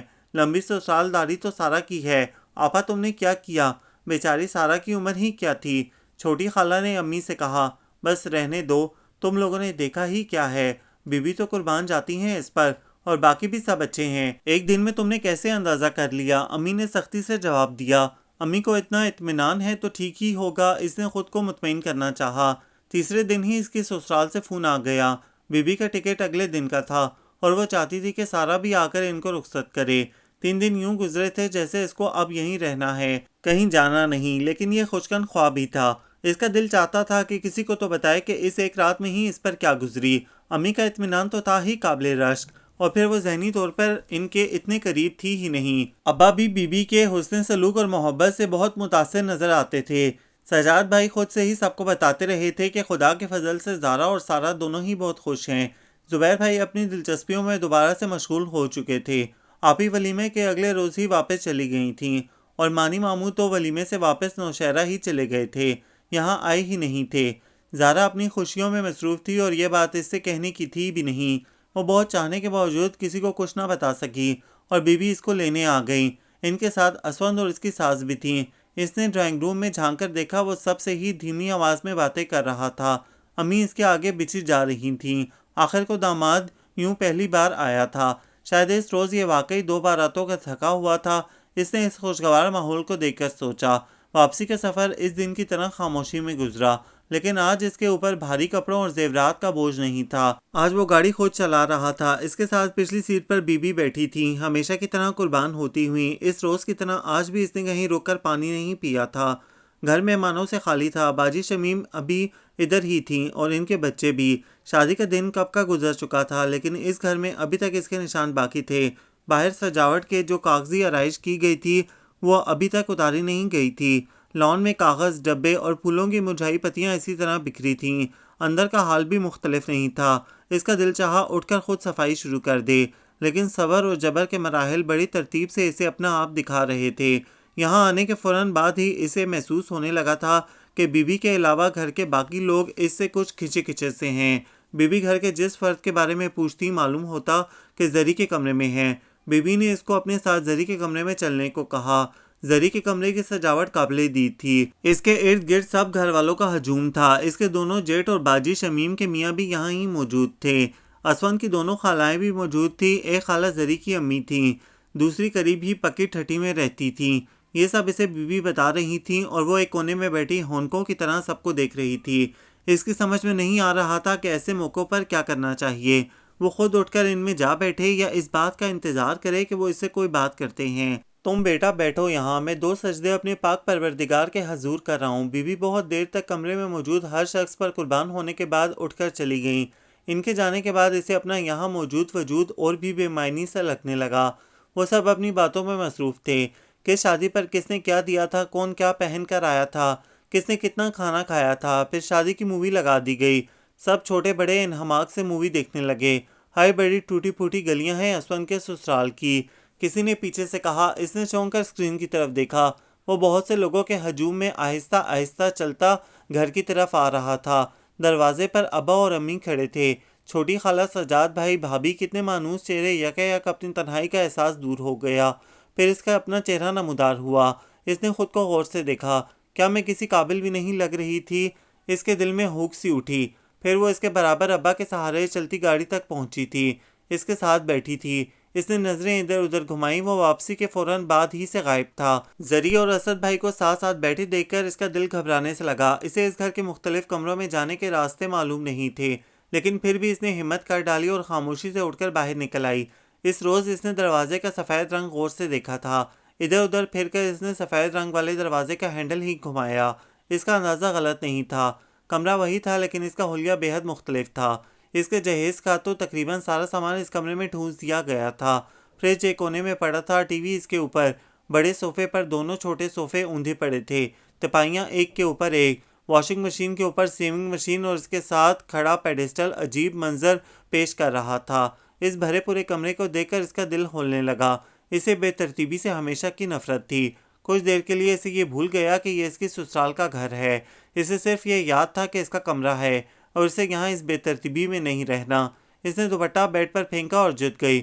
2 گھنٹے کی کھینچا کھانچی کے بعد اس کو کچھ تسلی ہوئی، لیکن اس کا جسم ٹوٹنے لگا تھا۔ سب چیزوں کو اپنی سمجھ کے مطابق ٹھکانے لگا کر وہ پلٹی۔ عین اس کے پیچھے نہ جانے وہ کب سے کھڑا تھا۔ کچھ دیر چپ چاپ کھڑا رہنے کے بعد وہ الماری کھول کر کچھ ٹٹولنے لگا۔ صوفے پر تقریباً گرتے ہوئے اس نے خود سے کچھ کہنا چاہا، لیکن اسی وقت دستک کے ساتھ ہی کوئی اندر آ گیا۔ اچھے ہو بھائی تم، خالہ رضیہ صبح کی آ کر بیٹھی ہیں تمہارے لیے، اور تم یہاں بیوی کے ساتھ سامان درست کرنے میں لگے ہو۔ سجاوٹوں کا اتنا بھی کیا شوق؟ بغیر کسی تصدیق یا تردید کے وہ ان کے پیچھے باہر نکل گیا، اس کو حیران پریشان چھوڑ کر۔ اس نے یہ تک نہ کہا کہ میں نے تو کچھ نہیں کیا۔ اس کو اسی ایک نکتے پر حیرت نے بہت دیر تک ستایا۔ ہاں، بی بی نے آ کر اس کی حیرت کو توڑا۔ ٹھیک کر لیا کمرہ؟ چلو اچھا ہے۔ میں نے کہا تھا صفیہ سے خود کرے گی سارا آ کر اپنی مرضی کا، ابھی ایسے ہی رہنے دو۔ اچھا کیا دونوں نے مل ملا کر اپنا کام کر لیا؟ وہ بھی اسی غلط فہمی میں مبتلا تھیں۔ وہ اپنی کمر کا درد لیے اسی طرح خاموش بیٹھی رہی۔ اب میں چلی جاؤں گی اپنے رب سچے سرکار کی مرضی سے۔ سارا بیٹا میں صدقے، اب اس گھر کو اپنا سمجھنا، سب کچھ تمہارا ہے۔ اس پاک پروردگار کے کرم سے کسی کی کوئی بات بری لگے تو تھوک چھوڑنا ہوتا ہے، ہو جاتا ہے بڑا۔ کچھ بندہ دل بڑا رکھے تو وہ سچا سرکار بھی فضل کرتا ہے، وہ کسی چیز کی کمی نہ رکھے۔ باقی تو سب کچھ ہے تمہارے لیے ہی ہے۔ وہ دیر تک اسے سمجھاتی رہیں۔ وہ اپنے وظیفے کے لیے اٹھ کر گئیں تو وہ باتھ روم میں گھس گئی۔ اٹیچڈ باتھ ہے ان کے گھر میں۔ اسے بھابھی کی بات یاد آئی۔ پہلے دن بھی اور آج بھی باتھ روم کو دیکھ کر اس کا دل گھبرانے لگا۔ کسی زمانے میں اس باتھ روم کے سیرامک سفید رنگ کے ہوں گے، لیکن اب سب چیزیں ناقابل برداشت حد تک پیلاہٹ کا شکار ہو چکی تھیں۔ فرش پر داغ پڑ چکے تھے۔ گیلا اور بند ہونے کی وجہ سے اس میں مخصوص بو بس رہی تھی۔ اس نے جلدی سے منہ دھویا اور باہر نکل آئی۔ آسماں اسے کھانے کے لیے بلانے آئی۔ کھانے کی میز بہت وسیع و عریض تھی اور کھانے والے بھی بہت زیادہ تھے۔ وہ آخر کرسی پر ٹک گئی۔ چمچوں اور باتوں کے شور میں کسی نے اس کی طرف دھیان نہیں کیا، یا پھر شاید وہ لوگ دھیان کرنا ہی نہیں چاہتے تھے۔ وہ بھی وہیں بیٹھا تھا، سب سے باتیں کرتے، کھانا کھاتے ہوئے۔ بیوی وظیفہ کر رہی تھیں اور وہ رات کا کھانا نہیں کھاتی تھیں، یہ اسے آسماں نے بتایا تھا۔ اس نے بمشکل 2-3 نوالے حلق میں ڈالے اور اٹھ گئی۔ کمرے سے نکلتے نکلتے اس نے مہم سی امید سے اسون کی طرف دیکھا۔ شاید وہ اس کے اتنی جلدی اٹھ جانے پر چونکا ہو، لیکن وہ اسی طرح بیٹھا تھا۔ دوسروں کی طرح غالباً وہ بھی اسے نہیں دیکھنا چاہتا تھا۔ کیوں آخر کیوں؟ اپنے کمرے میں آ کر بہت دیر تک وہ تر چہرے اور خشک حلق کے ساتھ بیٹھی سوچتی رہی، یہ سب مجھ سے اتنے گریزاں کیوں ہیں؟ اگر میں ان کو پسند نہیں تھی تو زبردستی کس بات کی تھی؟ اور ان سب کو چھوڑو، اسون کو کیا مجبوری تھی؟ تقریباً 12 بجے وہ کمرے میں آیا تھا، لائٹ آن تھی۔ وہ خاموشی سے آ کر لیٹ گیا اور غالباً فوراً ہی سو بھی گیا تھا۔ زارا کے افسانوں میں یوں تو نہیں ہوتا تھا۔ اس کی آنکھوں میں سامنے وہ تمام رسالے گھوم گئے جن کے افسانے زارا پڑھا کرتی تھی۔ اگر یہ مجھ سے شادی نہیں کرنا چاہتا تھا، مجبور تھا، تو یہی بتا دے، اتنا خاموش کیوں رہتا ہے؟ زارا کے افسانوں میں مجبوری تو بتا ہی دی جاتی تھی اور پھر کوئی حل بھی نکل ہی آتا تھا۔ یہ شخص میرے سامنے آتے ہی بے جان بت کیوں بن جاتا ہے؟ اس کے سوالوں کا اس کے اپنے پاس کوئی جواب نہیں تھا۔ کوئی جواب ہو بھی کیسے سکتا تھا؟ بہت پہلے ایک بار اسے وہم سا ہوا تھا کہ امی اس کے کام ہمیشہ عجلت میں کرتی ہیں۔ جب اسے اسکول میں داخلہ لینا تھا، انہی دنوں جاوید سخت بیمار پڑ گیا۔ اچھے اسکولوں کے داخلوں کی تاریخیں نکل گئیں۔ جلدی میں اسے محلے کے ہی ہائی اسکول میں داخل کروا دیا گیا۔ اس کے اور زارا کے کورسز مختلف ہو گئے۔ لیکن اس نے کبھی اس بات کو اہمیت نہیں دی۔ پھر وہ اسی اسکول میں سیٹ ہو گئی، کسی کو خیال نہیں آیا کہ اب ہی اسے کسی اچھے اسکول میں لے جایا جائے۔ کالج میں داخلے کے وقت اس کے مضامین کا مسئلہ تھا۔ زارا نے مانی ماموں کے مشورے کے مطابق سبجیکٹس کا چناؤ کیا تھا۔ اس کی بار مانی ماموں نے نہ تو کسی خط کا جواب دیا نہ ہی خود آئے۔ ابا نے بہت سوچ بچار کے بعد کہا، میری تو سمجھ میں نہیں آتا۔ بہت دن اسی سوچ بچار میں گزر جانے کے بعد امی نے کہا، بس جو تمہاری مرضی ہے وہی لے لو۔ داخلے کی تاریخ پھر نکل رہی تھی۔ اس نے جلدی میں فارم پر وہی مضمون لکھ دیے جو زارا نے لیے تھے۔ مانی ماموں کو جب معلوم ہوا تو سخت برہم ہوئے۔ سارا تمہارا تو رجحان ادھر تھا ہی نہیں، لیکن وقت گزر چکا تھا۔ اسی طرح سجاد بھائی کی شادی کی تیاریاں جب زور و شور سے جاری تھیں، وہ بیمار پڑ گئی۔ زارا اپنی مرضی سے اپنے لیے کپڑے بناتی رہی۔ شادی سے ایک ہفتہ پہلے امی کو فرصت کے لمحوں میں خیال آیا کہ بیمار صحیح، کپڑے تو وہ بھی نئے ہی پہنے گی۔ وہ اسی عجلت میں جا کر اس کے لیے کپڑے خرید لائیں اور مارا مار سلائی کروائی گئی۔ سوچنے بیٹھتی تو ایسی کئی باتیں اسے یاد آ جاتی، لیکن اس سے پہلے اس نے کبھی پرواہ نہیں کی تھی۔ لیکن جب سے وہ اس نئے گھر اور اس کے مکینوں سے متعارف ہوئی تھی، برسوں پرانا وہم یقین میں بدلنے لگا تھا۔ بیوی کے چلے جانے کے بعد کئی عقدے آہستہ آہستہ اس پر کھلنے لگے۔ وہ بیوی کی پسند اور انہی کی ضد تھی۔ اسون کی امین جنہیں سب آپا کہتے تھے، کو بیوی کی ضد سے ضد تھی۔ نہ وہ اس کو بہو تسلیم کرنے پر تیار تھیں، نہ ہی گھر میں کوئی جگہ دینے پر رضامند۔ ان کے اس رویے اور سوچ کا اثر باقی سارے گھر پر بھی تھا۔ سب سے بڑے اکرم بھائی بیوی کے ساتھ ہی گئے تھے، وہ بھی ابوظہبی میں ہوتے تھے۔ اسد بھائی مستقل واپس چلے آئے تھے۔ اب ان کا ارادہ یہیں پر بزنس شروع کرنے کا تھا۔ آپا کا حکم سارے گھر پر چلتا تھا اور آپا کے حکم کو شمیم باجی کنٹرول کرتی تھی۔ ان کے میاں کی الیکٹرک گوڈز کی دکان تھی۔ وہ خود رنگ محل میں رہتی تھیں، لیکن رنگ محل میں رہتے ہوئے بھی وہ اپنے میکے سارے معاملات ہینڈل کیا کرتی تھیں۔ بڑی بھابھی اور زری آپا اور باجی شمیم کی اپنی پسند تھیں، اس لیے ان پر ان کا خاص دست شفقت رہتا تھا۔ اسون جب چھوٹا تھا تو آپا اپنے میاں کی وفات کی وجہ سے بیمار پڑ گئیں۔ اسون کو بی بی نے اسی لیے پالنے کی ذمہ داری لے لی تھی۔ آسمہ اسون کے والد کی وفات کے 2 ماہ بعد پیدا ہوئی تھی۔ آپا پر اس کا بوجھ تھا، اسی لیے اسون بی بی کے پاس رہا۔ بی بی نے اسے اپنے خرچے پر پڑھایا لکھایا تھا، اسی لیے اس کے لیے بیوی کا انتخاب بھی انہوں نے اپنا حق سمجھ کر کیا تھا، اور یہی بات آپا کو کھلتی تھی۔ یہ ساری معلومات اسے آسمہ نے فراہم کی تھیں۔ پورے گھر میں سے صرف وہی تھی جو سارا سے کبھی کبھار باتیں کر لیا کرتی تھی۔ اسے بی بی پر اس بات کا افسوس تھا کہ سب کچھ جانتے ہوئے بھی وہ اس میدان کارزار میں اسے تنہا چھوڑ گئی تھیں۔ خود سے باقی سارے گھر کے اجتناب کی وجہ تو اس کی سمجھ میں آ گئی تھی، لیکن اسون اس سے کیوں بچتا پھرتا تھا، یہ اس کی سمجھ میں نہیں آ پا رہا تھا۔ پہلے دن کے بعد سے اب تک اس کی مسلسل خاموشی بہت ہی مجبوری کی حالت میں ٹوٹتی، جب کسی رشتہ دار یا اس کے اپنے گھر والوں کے سامنے اسے اس سے کوئی بات کرنا پڑتی۔ وہ شادی شدہ زندگی کے معاملات اور تقاضوں سے قطعی نابلد نہیں تھی، لیکن اسون کے رویے پر آہستہ آہستہ صبر کرنے پر مجبور ہوتی گئی۔ 2-3 بار اس نے خود اس سے بات کرنے کی کوشش کی، لیکن اسے ایسا لگا جیسے اس سے وہ چوکنا ہو گیا ہو۔ وہ اول تو کمرے میں رات پڑے ہی آتا اور کبھی جو پہلے آ جاتا تو اپنے سامنے رکھے بڑے سے بورڈ پر چپکے کاغذ پر پینسل اور مختلف شکلوں کے ٹول سے آڑی ترچھی لائنیں لگاتا رہتا، عمارتوں کے نقشے تیار کرتا رہتا، اور اتنی ناسمجھ تو وہ ہرگز نہیں تھی۔ ایسے وقت میں اسے ڈسٹرب کرتی۔ بہت ممکن ہے کہ وہ اس کے کسی ذاتی معاملے کی ناکامی کی وجہ ہو۔ اس نے سوچ کر شل ہوتے ہوئے ذہن کو مطمئن کرنا چاہا، لیکن آسمہ نے اس کی اس غلط فہمی کو بھی دور کر دیا۔ اسون بھائی کو ایک لڑکی بہت اچھی لگتی تھی، عظمیٰ اس کا نام تھا، ہمارے ملنے والے ہیں، ان کی بیٹی تھی۔ بیوی رشتہ لے کر گئیں پر انہوں نے نہیں دیا، وہ کہتے تھے ہم برادری سے باہر رشتے نہیں کرتے۔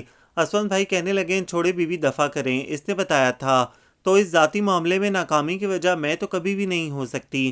اس نے حیرت سے سوچا، پھر کیا وجہ ہے، آخر کیا وجہ ہے؟ اسے کوئی کلیو نہیں مل رہا تھا۔ وہ اس سوال کے جواب کو وقت کے دھارے پر چھوڑ دیتی۔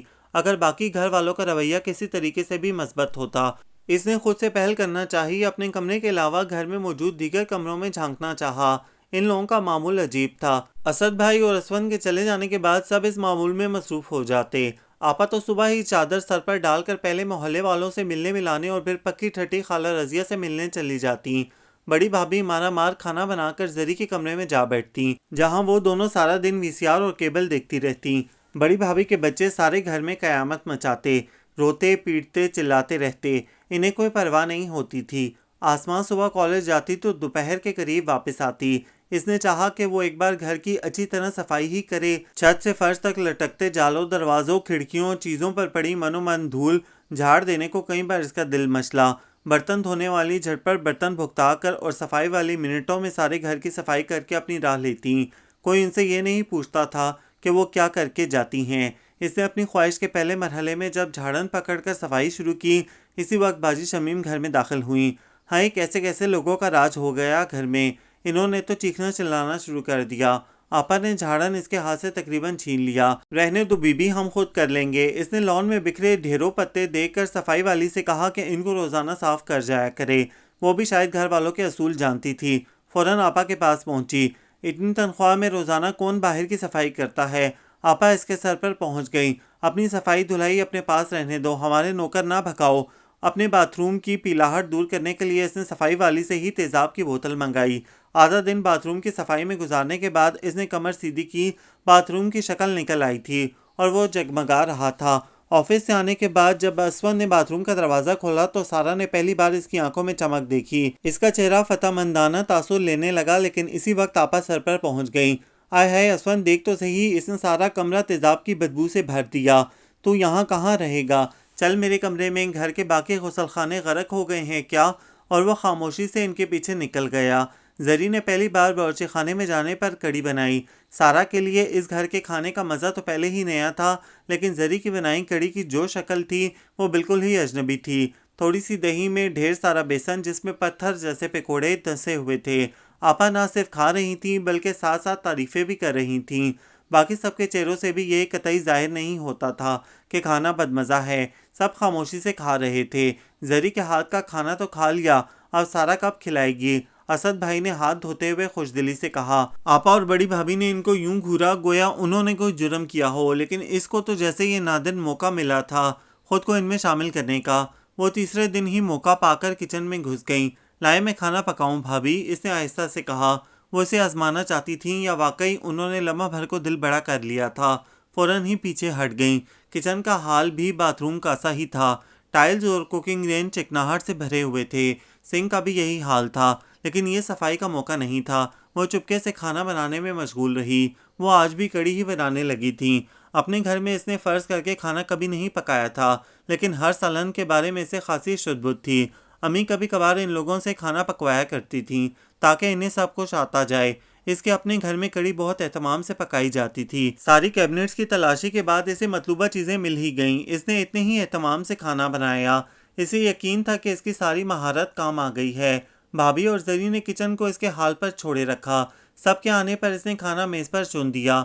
آج میز کی ترتیب بھی درست تھی اور برتن بھی صاف تھے۔ آپا پکی ٹھٹی سے واپسی پر خالہ رضیہ کو بھی لے آئی تھیں۔ اس کے کان تبصرہ سننے کو تیار تھے۔ لے جی، آج سارا نے بھی ہاتھ ڈال ہی دیا۔ زری نے بآواز بلند اعلان کیا۔ اخ تو! سب سے پہلا ری ایکشن خالہ رضیہ کی جانب سے ہوا۔ لگتا ہے پورا ڈبہ مرچوں کا جھونک ڈالا۔ یہ تو دیکھو! آپا نے نہایت حقارت سے بگھار میں ڈالی سرخ مرچیں چمچ سے ہلائیں۔ کوئی طریقہ بھی ہو، اندر بھی مرچیں اوپر بھی۔ ہائے، رضیہ کا تو بلڈ پریشر ہائی ہو جائے گا۔ ان کے ری ایکشنز کچھ ایسے اثر انگیز تھے کہ رفتہ رفتہ سب نے ہاتھ کھینچ لیا۔ اس نے بڑے تحمل سے سارا ڈرامہ دیکھا اور ان سب کے اٹھنے کے بعد برتن سمیٹ کر کچن میں لا رکھے۔ شام کو لے جانا رضیہ، اپنے ساتھ بانٹ دینا ٹپری واسوں میں۔ اسے آپا کی آواز سنائی دی۔ کچھ نہیں ہو سکتا۔ اپنے کمرے میں آنے کے بعد اس کا سارا ضبط جواب دے گیا۔ اب تک اس نے بڑے صبر سے سب کچھ برداشت کیا تھا۔ اسے نہ نفرتوں کا تجربہ تھا نہ بے اتنائی کا۔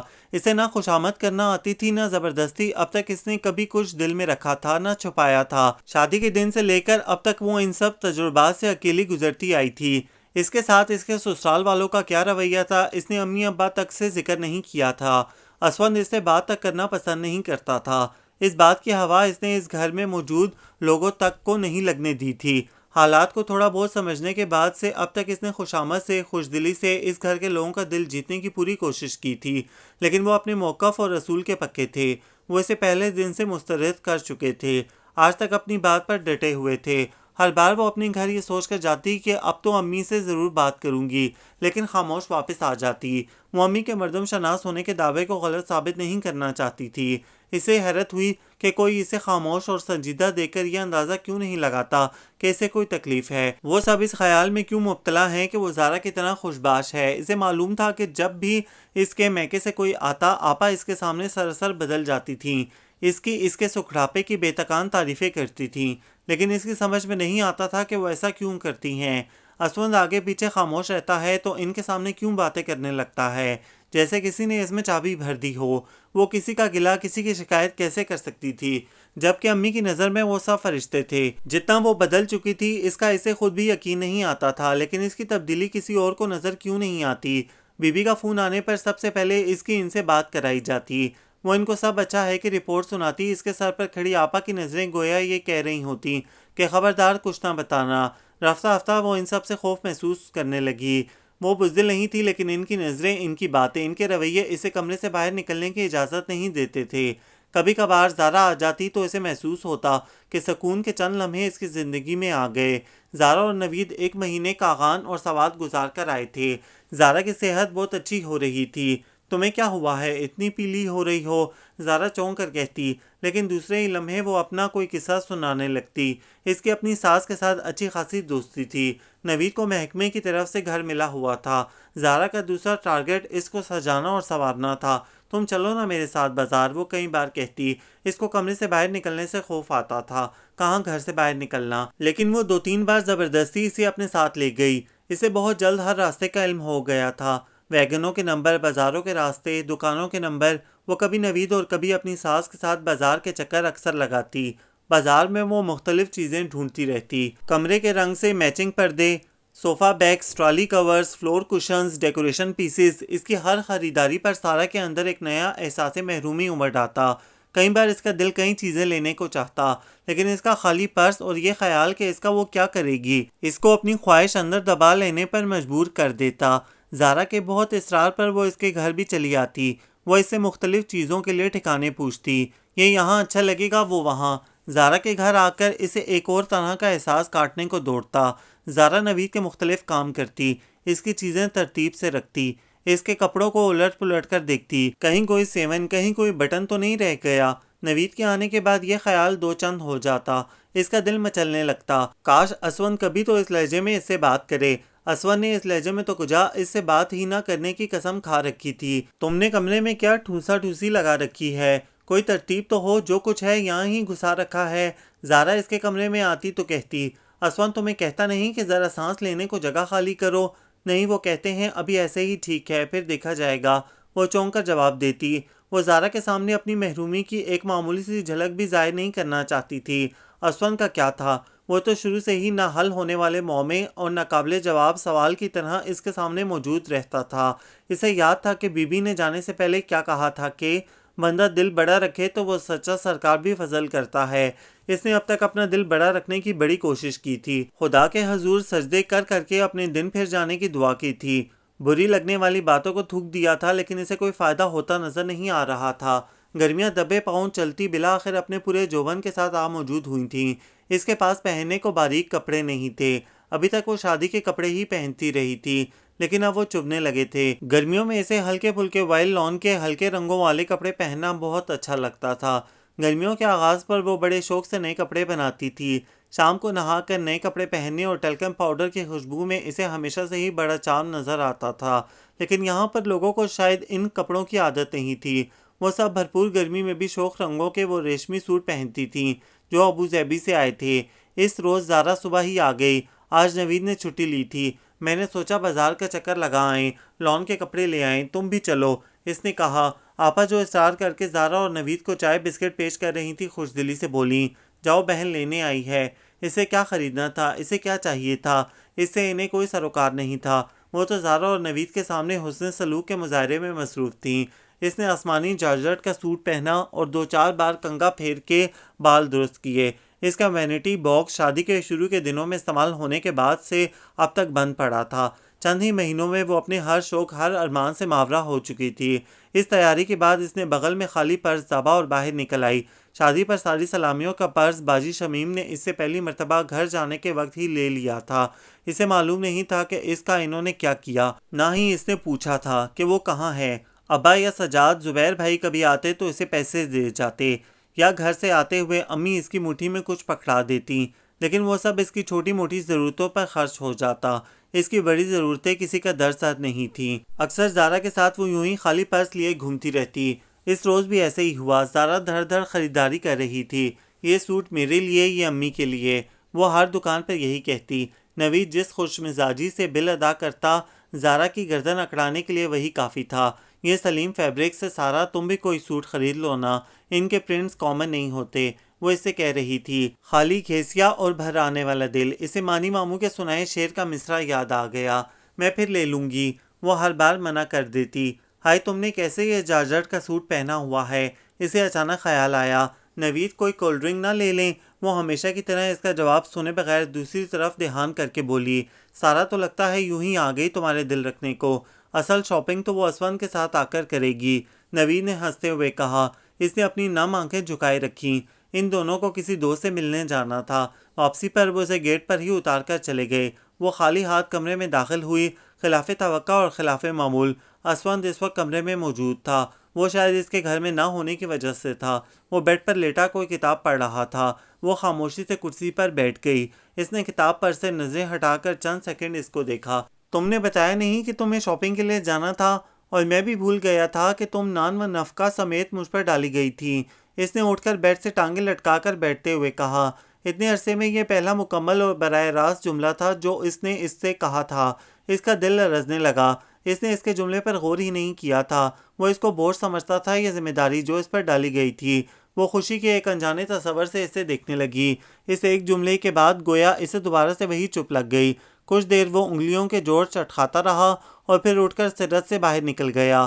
وہ اسے جواب دینا چاہتی تھی، اس سے کہنا چاہتی تھی کہ اس نے اس سے کچھ پوچھا ہی کب تھا، لیکن اس نے موقع ہی نہیں دیا۔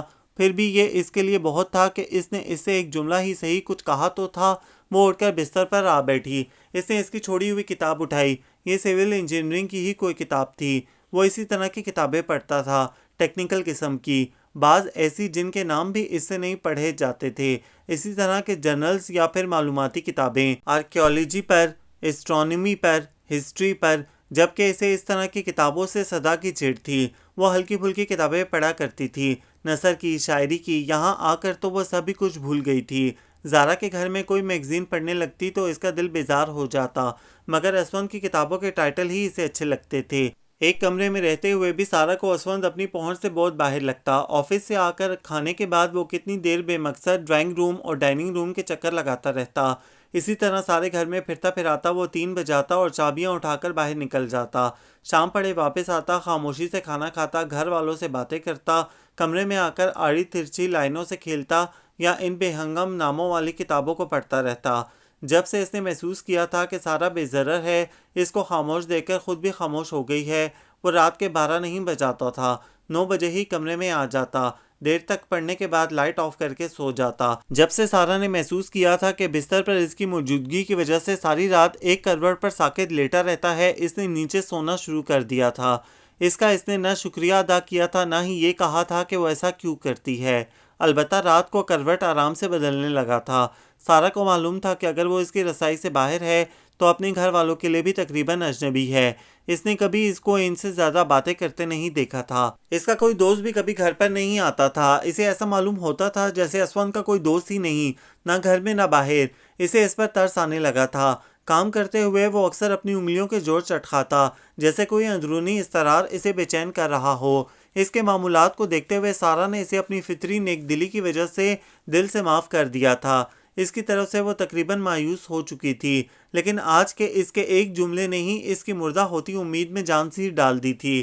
اس نے اٹھ کر بستر کی چادر جھاڑ کر دوبارہ ڈالی، اس کے بکھرے کپڑے سمیٹے اور الماری کے راڈ پر ڈال دیے۔ اس سے پہلے اس کی چیزیں سمیٹنے پر اس نے کہا تھا، مجھے اپنا کام خود کرنے کی عادت ہے۔ یہ جملہ اس نے اسما کی موجودگی میں کہا تھا۔ وہ جان گئی تھی کہ یہ اس سے کہا گیا ہے، اس لیے اس کے بعد سے اس نے اس کی کسی چیز کو ہاتھ نہیں لگایا تھا، لیکن آج کے جملے نے اس میں جان جو ڈال دی تھی۔ وہ یہ ایک جملہ کہہ کر پھر سے لاتعلق اور خاموش ہو گیا تھا، لیکن کتنی دیر وہ اس سے خوش ہوتی رہی۔ اس سے اگلے دن آفس جانے سے پہلے اس نے اس کی کرسی پر پڑے دوپٹے پر 1,000 کے 2 نوٹ رکھے تھے۔ اس کو گویا حفظ اقلیم کی دولت مل گئی۔ اس نے ان مقدس کاغذوں کو اٹھا کر اپنے بیگ میں رکھ لیا۔ شاید اس کے صبر کا پھل اسے ملنے ہی والا تھا، لیکن دوبارہ سے اس کی خاموشی نے اس کی خوشی کو پھر مردہ کر دیا۔ سجاد بھائی اور بھابھی بہت دنوں کے بعد ان سے ملنے آئے تھے۔ تم دونوں تو میکے کو بھول ہی گئیں، بھابھی نے اس سے کہا۔ آپا اور باجی شمیم ان کی خاطر تواضع میں بری طرح مصروف تھیں۔ امی کا کیا حال ہے؟ بی بی ہر بار فون پر پوچھتی ہیں۔ آپا نے سجاد بھائی سے پوچھا۔ سب ٹھیک ہیں، زارا اور سارا خوش ہیں تو ہم سب ٹھیک ہیں۔ سجاد بھائی کو ایک ہی جملہ آتا تھا۔ اسون بھی اپنے پرانے تپاک کے ساتھ ان سے ملا تھا۔ امی نے ان دونوں کے لیے 2 سوٹ وائل کے سلوا کر بھیجے تھے۔ اس کے اندر جان سی پڑنے لگی۔ امی نے کہا ہے کہ رمضان سے پہلے ایک چکر لگا جاؤ، پھر عید پر آنا۔ بھابھی نے سرگوشی کی۔ اچھا، اس کا دل ابھی ان کے ساتھ ہی جانے کو چاہ رہا تھا، لیکن امی کا کہا ٹال تو نہیں سکتی تھی۔ اس کے پاس سے اٹھ کر وہ لوگ زارا کی طرف گئے۔ اس نے اگلے دن ہی نہا کر امی کا بھیجا جوڑا پہنا۔ ایک دم وہ ہلکی پھلکی ہو گئی تھی۔ پانی پینے کے لیے باہر نکلی رضیہ خالہ صبح سے آئی ہوئی تھیں۔ وہ ان کے پاس آ گئی۔ کیا حال ہے؟ یہ کیا کپڑا پہنا ہے؟ انہوں نے چٹکی میں لے کر شلوار مس لی۔ وائل ہے 50 روپے میٹر، پیچھے سے آیا ہے جوڑا، فٹافٹ چڑھا لیا۔ کم حیثیتی کیسے بھولے؟ آپا آج کہنے والی بات کل پر رکھنے کی قائل نہ تھیں۔ گرمی ہے نا خالہ، رضیہ نے طنز سے ہنس کر کہا۔ آئے ہے، ایسی گرمی بھی کیا؟ ہم سے تو نہیں پہنے جاتے یہ پردے۔ زری نے اپنی بڑے بڑے پھولوں والی سلک کی قمیض گھٹنوں پر پھیلاتے ہوئے کہا۔ اس کا کچھ دیر پہلے والا خوشباش دل مرجھا گیا۔ بی بی نے کہا تھا جو برا لگے اسے تھوک دینا۔ اب تک تو وہ تھوکتے تھوکتے بھی تھک گئی تھی۔ آپا اس کو براہ راست کچھ نہیں کہتی تھیں، آنے جانے والوں کے پاس بیٹھے ہوئے بھی کوئی بات کرتی تھیں۔ اتنا صابن استعمال کرنا کس کام کا؟ مشین کا کیا فائدہ؟ وہ کپڑے دھو کر باہر پھیلانے آتی تو وہ کہتی سارا صرف غسل خانے دھونے پر ہی لگا دیا جاتا ہے یہاں۔ وہ اسے باتھ روم دھوتے دیکھ کر کہتی پیچھے سے چھاچھ بھر کر لائی تھی نا، جیسے بہایا تو یوں جاتا ہے۔ اسون گھر کے خرچے کو تو ہمیں پھوٹی کوڑی تک نہیں دیتا۔ میرا بیٹا تو دھوکے میں مارا گیا، دیکھا نہیں کیسا چپ چاپ ہو گیا ہے۔ اسے تو بی بی کی صحت لے ڈوبی۔ زری کے میکے والے دیکھے ہیں کیسا منو من لاد کر بھیجتے ہیں۔ اس کے سارے بھائی شارجہ میں ہوتے ہیں، باپ کا اپنا بزنس ہے۔ ایک یہ پسند آئی تھی بی بی کو، ریٹائرڈ افسر کی بیٹی۔ آج اس کے کپڑے کے بارے میں ان کے تبصرے ختم ہونے کا نام نہیں لے رہے تھے، اور بی بی کہتی تھی معاف کر دینا۔ اس نے روحانسی ہو کر سوچا، وہ اپنی سی پوری کوشش کر چکی تھی، بلکہ اپنی ہمت سے زیادہ بھاگ دوڑ کی تھی۔ اب اس کی سمجھ میں یہ نہیں آ رہا تھا ناپسندیدگی، نفرت، بے اعتنائی اور جذباتی وابستگی کے فقدان کے اس اجنبی ماحول میں اپنے لیے کس طرح گنجائش پیدا کرے۔ رمضان کی آمد سے ایک ہفتہ پہلے ہی زری کے چکر اور الٹیاں شروع ہو گئیں۔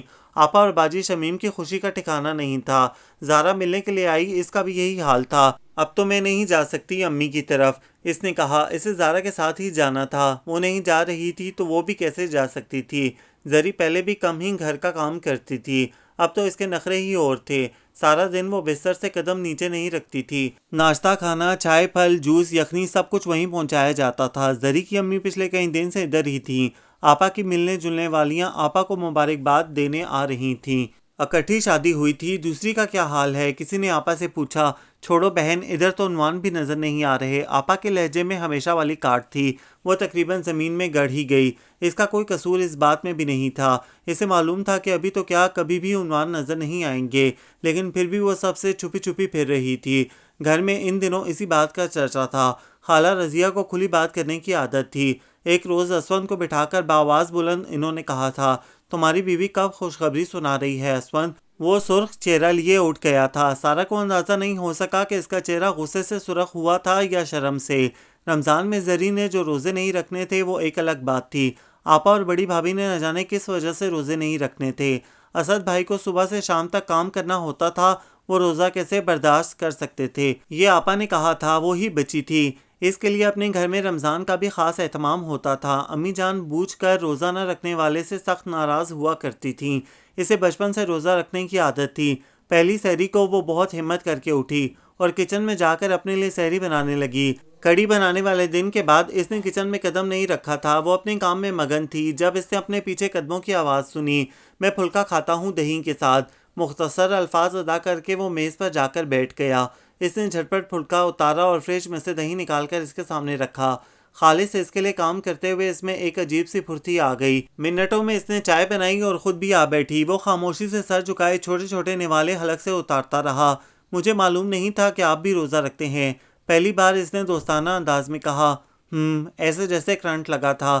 باقی کا پھلکا سیکنڈوں میں ختم کر کے وہ پانی کا گلاس اور چائے کا مگ اٹھائے باہر نکل گیا۔ کاش میں کچھ نہ کہتی، کاش میں محض دیکھتی رہتی۔ منٹوں میں بدلتی سچویشن اسے عجیب غم لگا گئی۔ پھر یہ روز کا معمول بن گیا۔ مقررہ وقت پر وہ سحری کے لیے آتا اور فارغ ہو کر چلا جاتا۔ پہلے دن کی غلطی اس نے دوبارہ نہیں دہرائی۔ زارا نے ان دونوں کو اپنے ہاں افطار پر بلایا تھا۔ نوید کا فون اسون نے ریسیو کیا تھا۔ عادت کے خلاف دوسرے روز وہ 3 بجے گھر سے بھاگا نہیں تھا۔ اسون بھائی نے پوچھا ہے آپ تیار ہو گئیں بھابھی؟ آسما نے آ کر کہا۔ وہ حیران تھی یہ اسون نے پوچھا تھا۔ فٹافٹ اٹھ کر وہ منٹوں میں تیار ہوئی۔ اس کے ساتھ اکیلے کہیں جانے کا یہ پہلا اتفاق تھا۔ اسے اپنے گھر سے زارا کے گھر کا راستہ بہت مختصر لگا۔ زارا کے ہاں آپی اور مانی ماموں بھی موجود تھے۔ آپ نے مجھے کیوں نہیں بتایا؟ وہ تقریباً چلائی تھی۔ تمہیں ہم سرپرائز دینا چاہتے تھے۔ مانی ماموں نے اسے اپنے ساتھ لگاتے ہوئے کہا۔ ہم آج ہی پہنچے ہیں، پہلے ادھر آ گئے، معلوم ہوا کہ یہاں افطار پارٹی ہے، سوچا تم کو سرپرائز دے دیں، آپی نے کہا تھا۔ اس کی شادی کے بعد آپی پہلی مرتبہ پنجاب آئی تھیں۔ مانی ماموں بھی امی ہی کی طرح 2-3 بار آئے تھے، اس سے مل نہیں پائے تھے۔ بہت دنوں کے بعد اس نے خود میں مسرت کی لہر محسوس کی۔ بٹو اور ٹیپو خوش تھے کہ زارا اور سارا خالہ اتنے دنوں بعد ملی تھیں اور ایک جگہ اکٹھی تھیں۔ تم آج یہاں ہی رہ جاؤ، ہم بھی صبح سیالکوٹ جائیں گے، آپی نے اس سے کہا۔ وہ اس کے گھر نہیں جا رہے تھے، وہ وہاں رہ بھی کہاں سکتے تھے۔ اس کا دل بھی یہیں رہنے کو چاہنے لگا، لیکن اسے معلوم تھا کہ اسون کو سحری کے وقت مشکل پڑ سکتی ہے۔ پہلے بیوی اس کے لیے سحری بناتی تھیں اور اب وہ، یہ آسما نے اسے بتایا تھا۔ وہ کچھ تذبذب میں پڑ گئی۔ اگر سارا کو آج یہاں ہی چھوڑ جاؤ تو؟ مانی ماموں اسون سے کہہ رہے تھے۔ ٹھیک ہے رہ جائے، وہی مختصر جواب، لیکن وہ سحری کے بارے میں کہنا چاہتی تھی، نہ جانے وہ کیسے سمجھ گیا تھا۔ ہو جائے گا، یہ مختصر جملہ اس نے آہستہ آواز میں کہا تھا، لیکن اس نے سن لیا تھا۔ اس کے جانے کے بعد وہ زارا کے لاؤنج میں بیٹھ گئے۔ سارا تم نے چیک اپ نہیں کرایا؟ میں نے سنا ہے کہ تمہاری جٹھانی بھی، آپی نے اس سے کہا۔ کئی دنوں سے وہ یہ تذکرہ سن کر چڑھ گئی تھی۔ وہ کوئی نئی بات کرنا چاہتی تھی، نئی فضا میں سانس لینا چاہتی تھی۔ اس نے بیزاری سے منہ پھیر لیا۔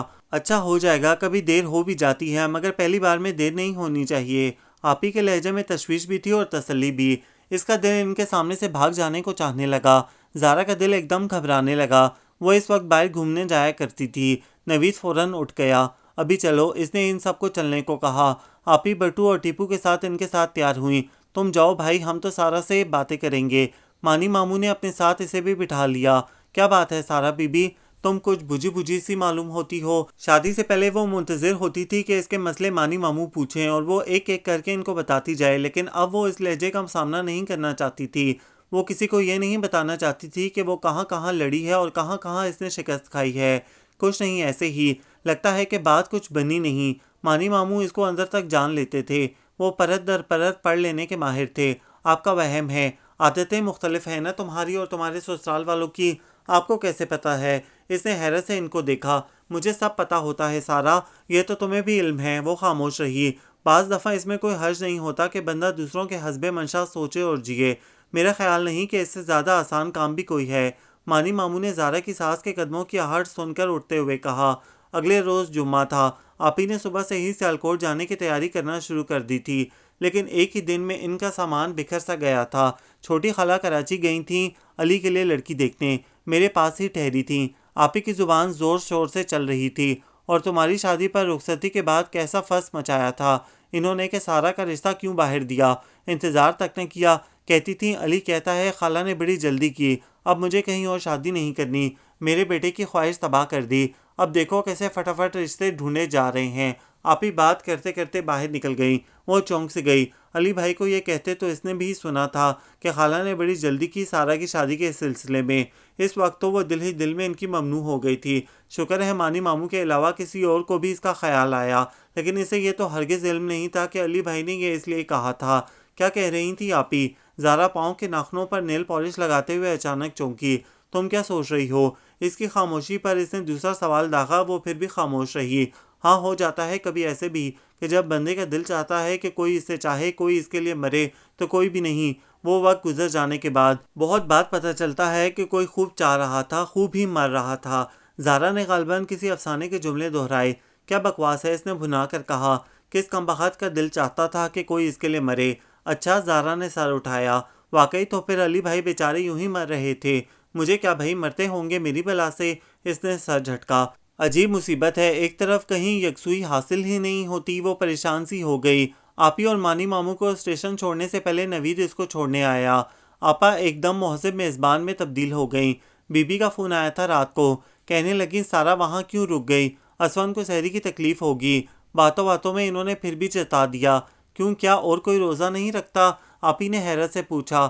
کہا مجھے تو گیس کی تکلیف ہو جاتی ہے خالی پیٹ، نسرین کے سر میں درد ہونے لگتا ہے، آسمہ بیچاری کالج کی پڑھائی کی وجہ سے روزہ نہیں رکھ سکتی، زری کا تو تمہیں پتہ ہی ہے، اسد کا کام بہت ہے، اب رہ گئے یہ دونوں میاں بیوی، اپنی مرضی کا پکاتے ہیں کھاتے ہیں۔ وہ بہت لگاوٹ بہت محبت سے بول رہی تھیں۔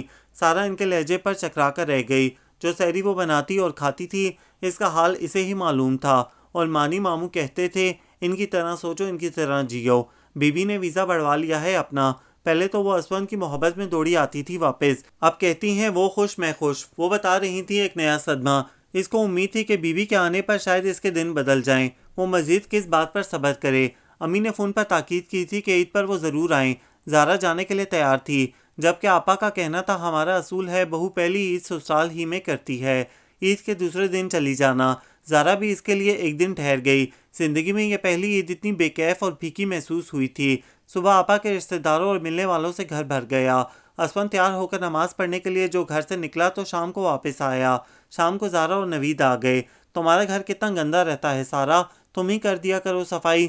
زارا نے پھلوں کے چھلکے، کاغذ اور جوس کے پیکٹ بکھرے دیکھ کر کہا۔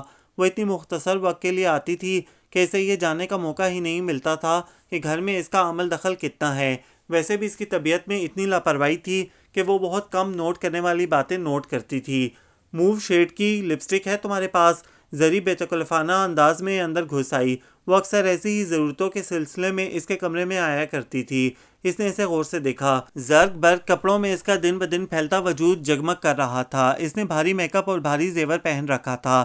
اس نے آہستگی سے اٹھ کر اپنا وینٹی باکس نکالا جس پر گرد پڑ رہی تھی۔ چیزوں کے ہجوم میں زری کو اپنی مطلوبہ لپسٹک مل گئی تھی۔ تم بھی تیار ہو جاؤ، اس نے کمرے سے نکلتے نکلتے تکلفاً کہا۔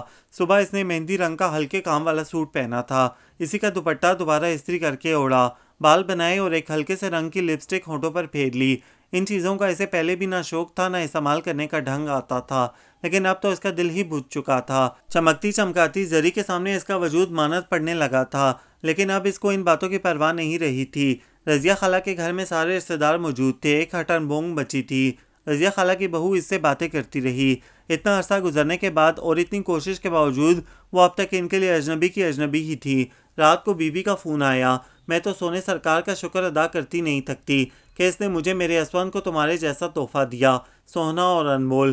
اسی لیے بیٹا میں مطمئن تھی تمہارے شگنوں والے قدم اس گھر میں پڑے، اسون کا خیال رکھنے والا پیچھے کوئی تو ہے، وہ ذرا مختلف لڑکا ہے، تم نے اس کو خوش رکھا، میرا رب سچا تم سے خوش ہو، میرے پاک نبی سرکار صلی اللہ علیہ وآلہ وسلم تم سے خوش ہوں۔ اس سے بات کرتے ہوئے وہ کہہ رہی تھیں۔ دور بیٹھے وہ نہ جانے کیا سوچتی تھیں۔ اس کا دل چاہا وہ ان کو سچ سنا ڈالے، سب کچھ کہہ دے، لیکن اس کے ارد گرد کھڑے لوگوں کی نظریں اس پر جمی تھیں۔ عید سے اگلے دن کا اسے پورا رمضان انتظار رہا تھا۔ نوید نے سیالکوٹ جانے کے لیے چھٹی لی تھی، جبکہ اسون کو بقول اس کے چھٹی مل ہی نہیں سکتی تھی۔ اسون میرے خیال سے سارا کراؤڈ سے بھاگتا ہے، نوید نے راستے میں کہا۔ تمہیں چاہیے تھا کہ تم اس کو زندگی کی طرف لاتی، الٹا خود اس کی طرف ہو گئیں۔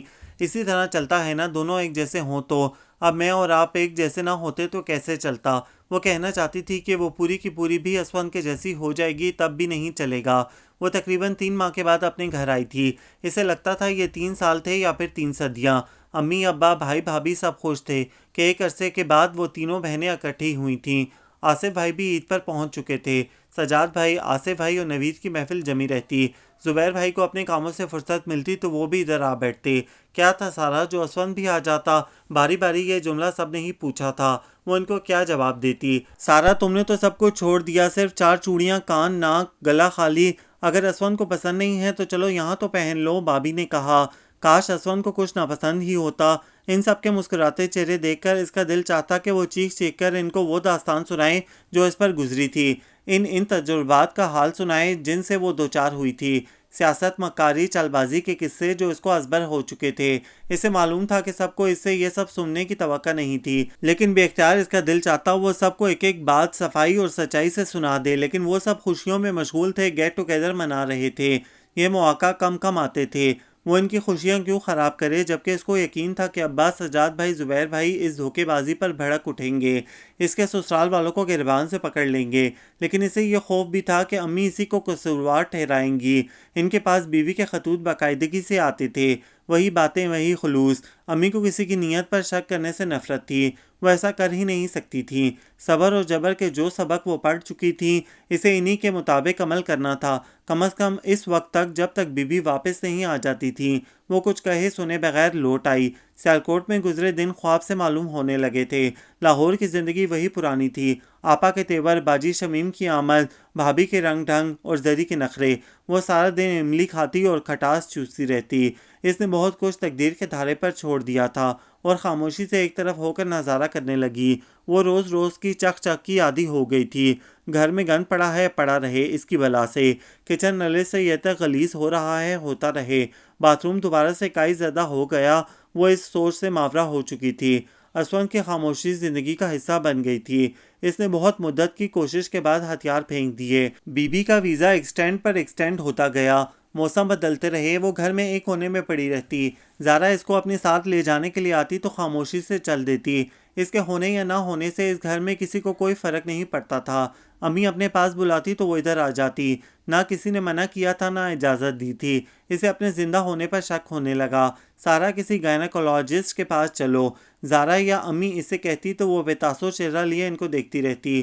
مجھے گائنیکولوجسٹ سے زیادہ کسی سائیکیٹرسٹ کی ضرورت ہے، اس کا دل چاہا کہے۔ وہ جس صبر اور قناعت کی عادی ہو چکی تھی، ایک روز وہ یک اس کا ساتھ چھوڑ گئی۔ وہ ایسا نہیں چاہتی تھی، لیکن یہ سب اتنا اچانک ہوا تھا کہ وہ خود ششدر رہ گئی۔ اس روز باجی شمیم صبح ہی صبح آ گئی تھی۔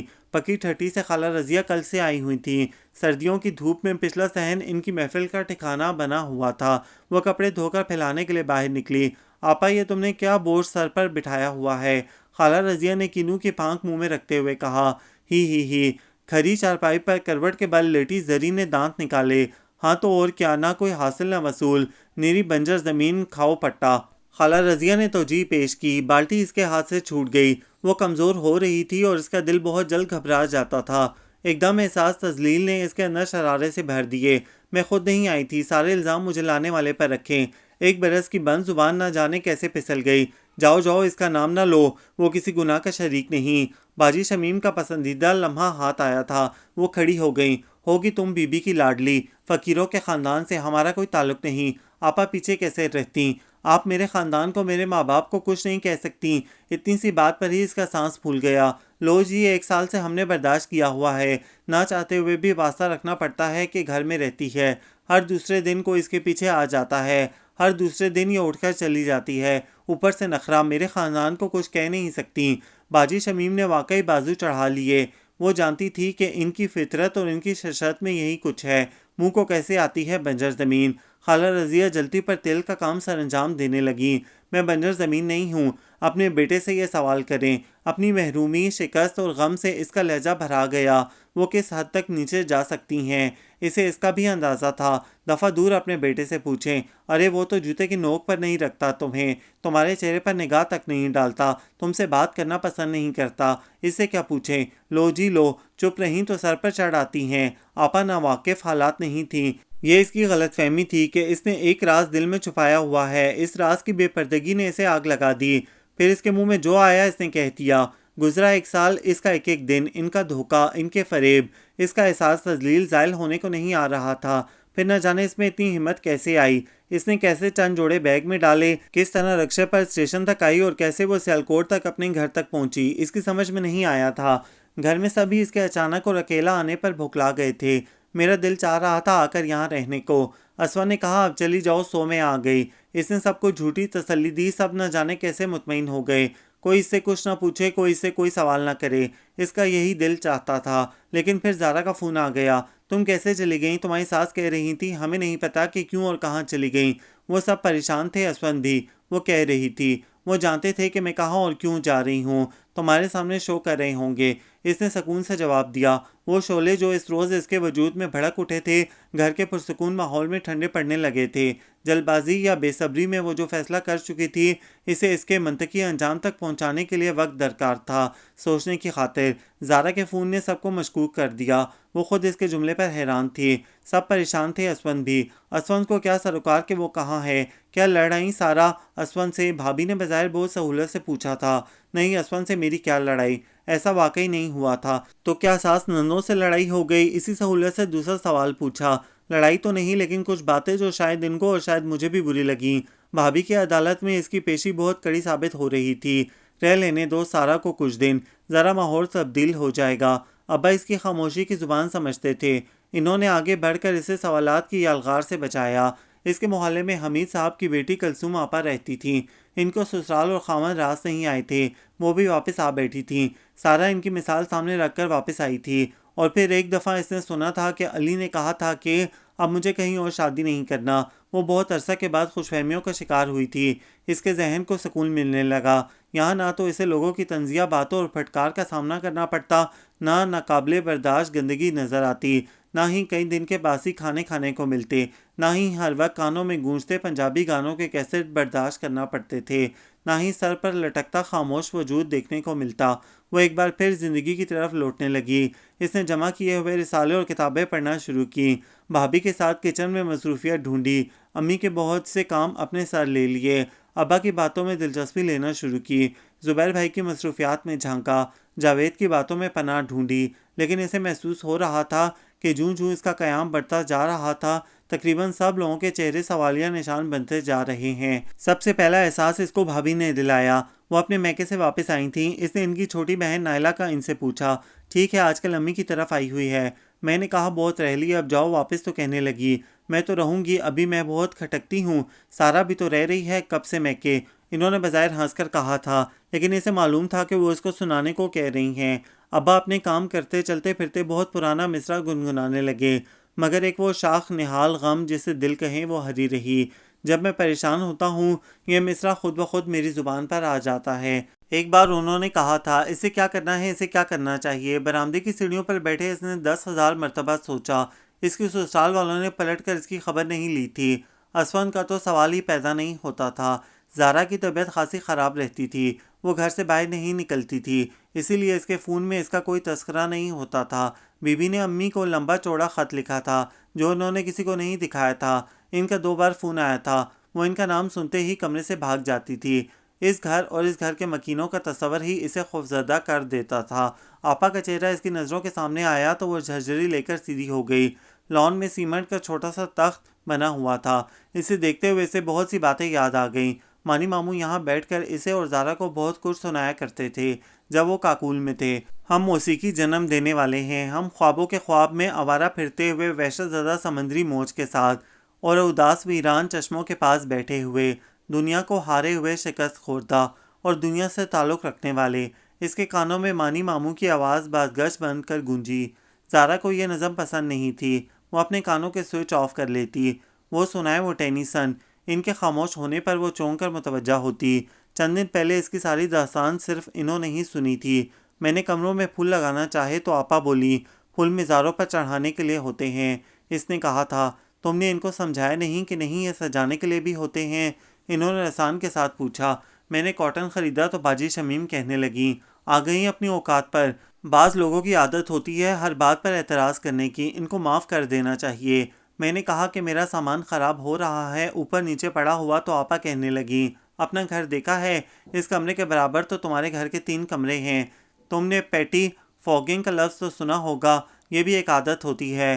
اسون نے مجھ سے آج تک کوئی بات نہیں کی۔ اس نے اصل اور بڑی وجہ بتائی۔ تم نے اس کی وجہ پوچھی؟ اس نے وجہ کبھی نہیں پوچھی تھی۔ اس کے جواب میں اس کے پاس صرف خاموشی تھی۔ یہی ناموافق حالات تو تھے جن کے لیے وہ پڑھنا چاہتی تھی، کچھ سیکھنا چاہتی تھی۔ جب انسان کی زندگی میں یہ شادی والا موڑ آتا ہے تو وہ بدل جاتا ہے۔ اس کے اندر کا پہلا انسان مر جاتا ہے، نہ کہیں جنازہ اٹھتا ہے نہ مزار بنتا ہے، مگر وہ مر جاتا ہے۔ پھر اس مرکت کی خاک سے نیا خمیر تیار کرتا ہے۔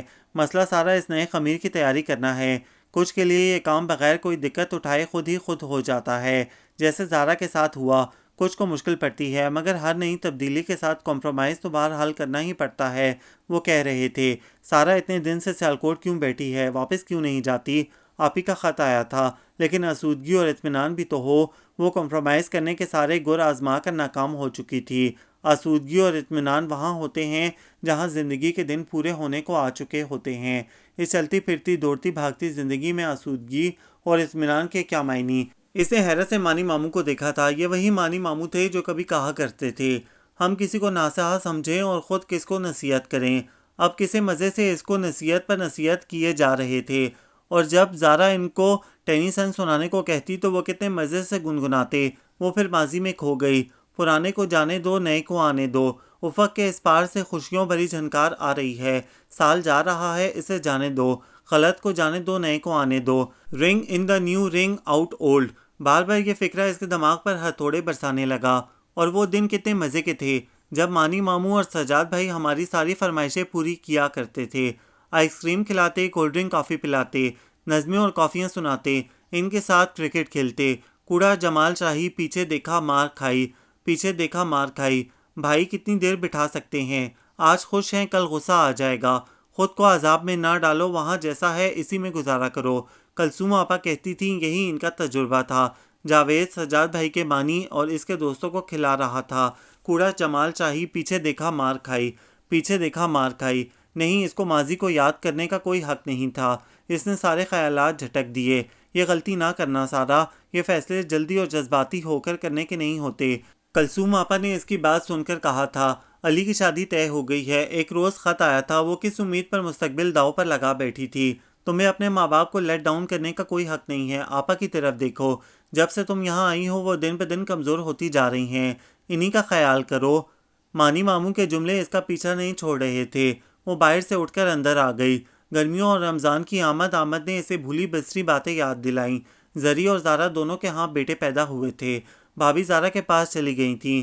ان کی عدم موجودگی میں اس نے گھر کا انتظام سنبھالا ہوا تھا۔ سب کے لیے سحری بناتے ہوئے اسے اسون کا خیال آتا، اس کے لیے سحری کون بناتا ہوگا؟ اسے تو کبھی میری یاد بھی نہ آئی ہوگی۔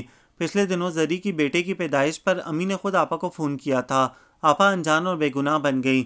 بات یہ ہے کہ سارا کا دل ہی نہیں لگا۔ ہم سے تو قسم لے لیں جو پھولوں کی چھڑی سے بھی چھوا ہو۔ ان کے وہ عمل جو وہ سب کے سامنے دکھاتی تھیں، ان پر کوئی الزام لگا ہی نہیں سکتا تھا۔ اسے معلوم تھا کہ اس کی وجہ سے گھر کا ماحول دن بہ دن ٹینس ہوتا جا رہا ہے۔ امی اس کا چہرہ دیکھتے ہی پرسٹین کی 2 گولیاں زبان تلے رکھ لیتی تھیں۔ اور کسی کا نہیں، اپنی امی کا ہی خیال کرو۔ ایسے موقع پر اسے مانی ماموں کی بات یاد آتی، مگر وہ ایک شاک نہال غم جسے دل کہیں۔ ابا شدومت سے دہرانے لگے تھے، اس روز امی کا ہلکا ہلکا درد بڑھ گیا۔ سبھی پریشان تھے۔ اس روز ہی اس نے عذاب، محرومی، دکھ، پریشانی اور ذلت کے گہرے جنگل میں واپس جانے کا فیصلہ کر لیا۔ امی کی خاطر، ابا کی خاطر۔ وہ اپنے سارے خواب آنکھوں سے نوچ کر پھینک سکتی تھی۔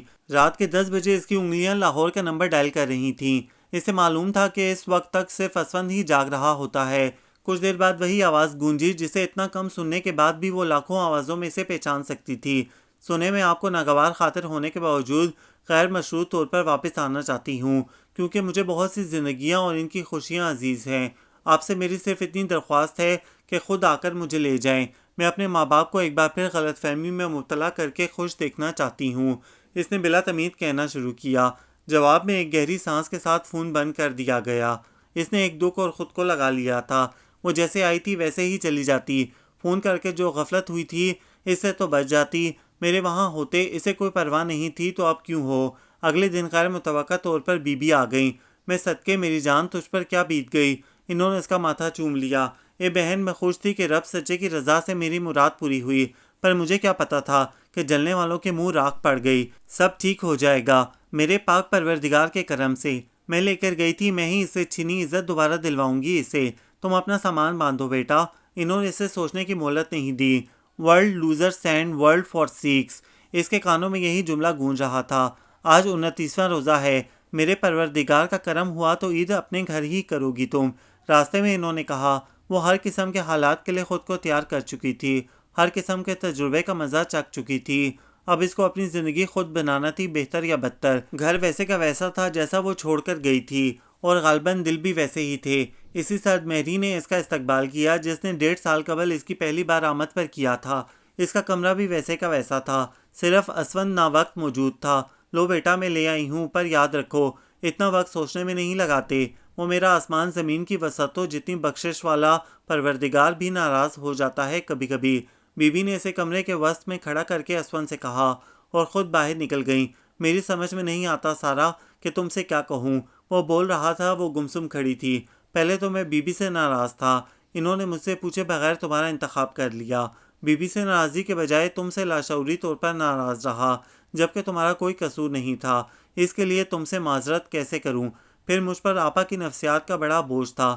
مجھے یوں محسوس ہوتا تھا کہ ان سے دور ہو کر میں نے ان کے ساتھ زیادتی کی ہے، میں نے ان کے قریب ہونے کی کوشش کی۔ تم ان کی پسند نہیں تھی، میں یا ان کو اپناتا یا تم کو۔ میں کس ذہنی کشمکش سے گزرا ہوں، شاید تم کو اندازہ نہ ہو۔ میں چاہتا تھا کہ اگر میں تمہارے حق میں فیصلہ نہ کر سکا تو تم اسی طرح جاؤ جیسے یہاں آئی تھیں۔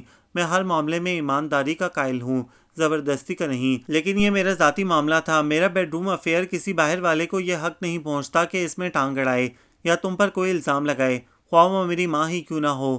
اس روز تمہارے ساتھ جو کچھ آپا اور دیگر لوگوں نے کیا، اس نے میرا سر کتنا جھکایا یہ وہ سوچ بھی نہیں سکتی۔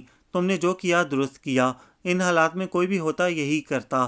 تم نے جس حوصلے اور صبر کے ساتھ یہاں دن کاٹے، اس نے مجھے تمہارا معترف کر دیا، لیکن جب میرا فیصلہ تمہارے حق میں ہونے لگا تم غائب ہو گئیں۔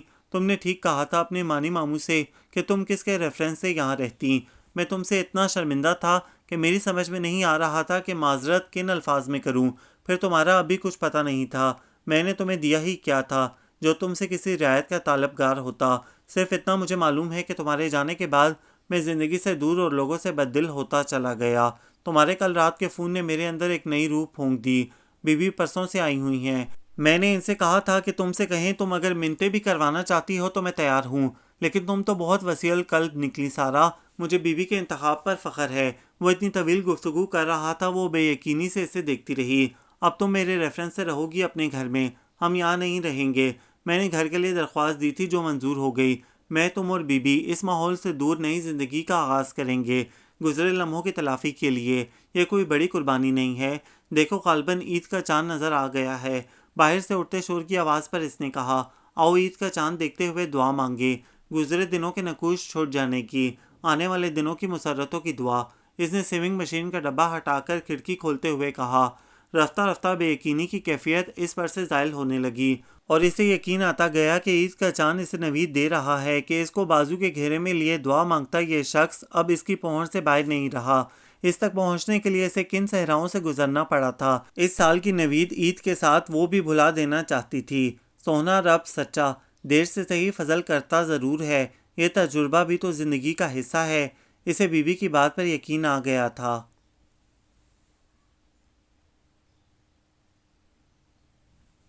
یہ ناول آپ سب کو کیسا لگا؟ کمنٹس میں اپنی رائے ضرور دیں، ہمیں انتظار رہے گا۔ ہمارے چینل کو لائک کریں، شیئر کریں، سبسکرائب کریں۔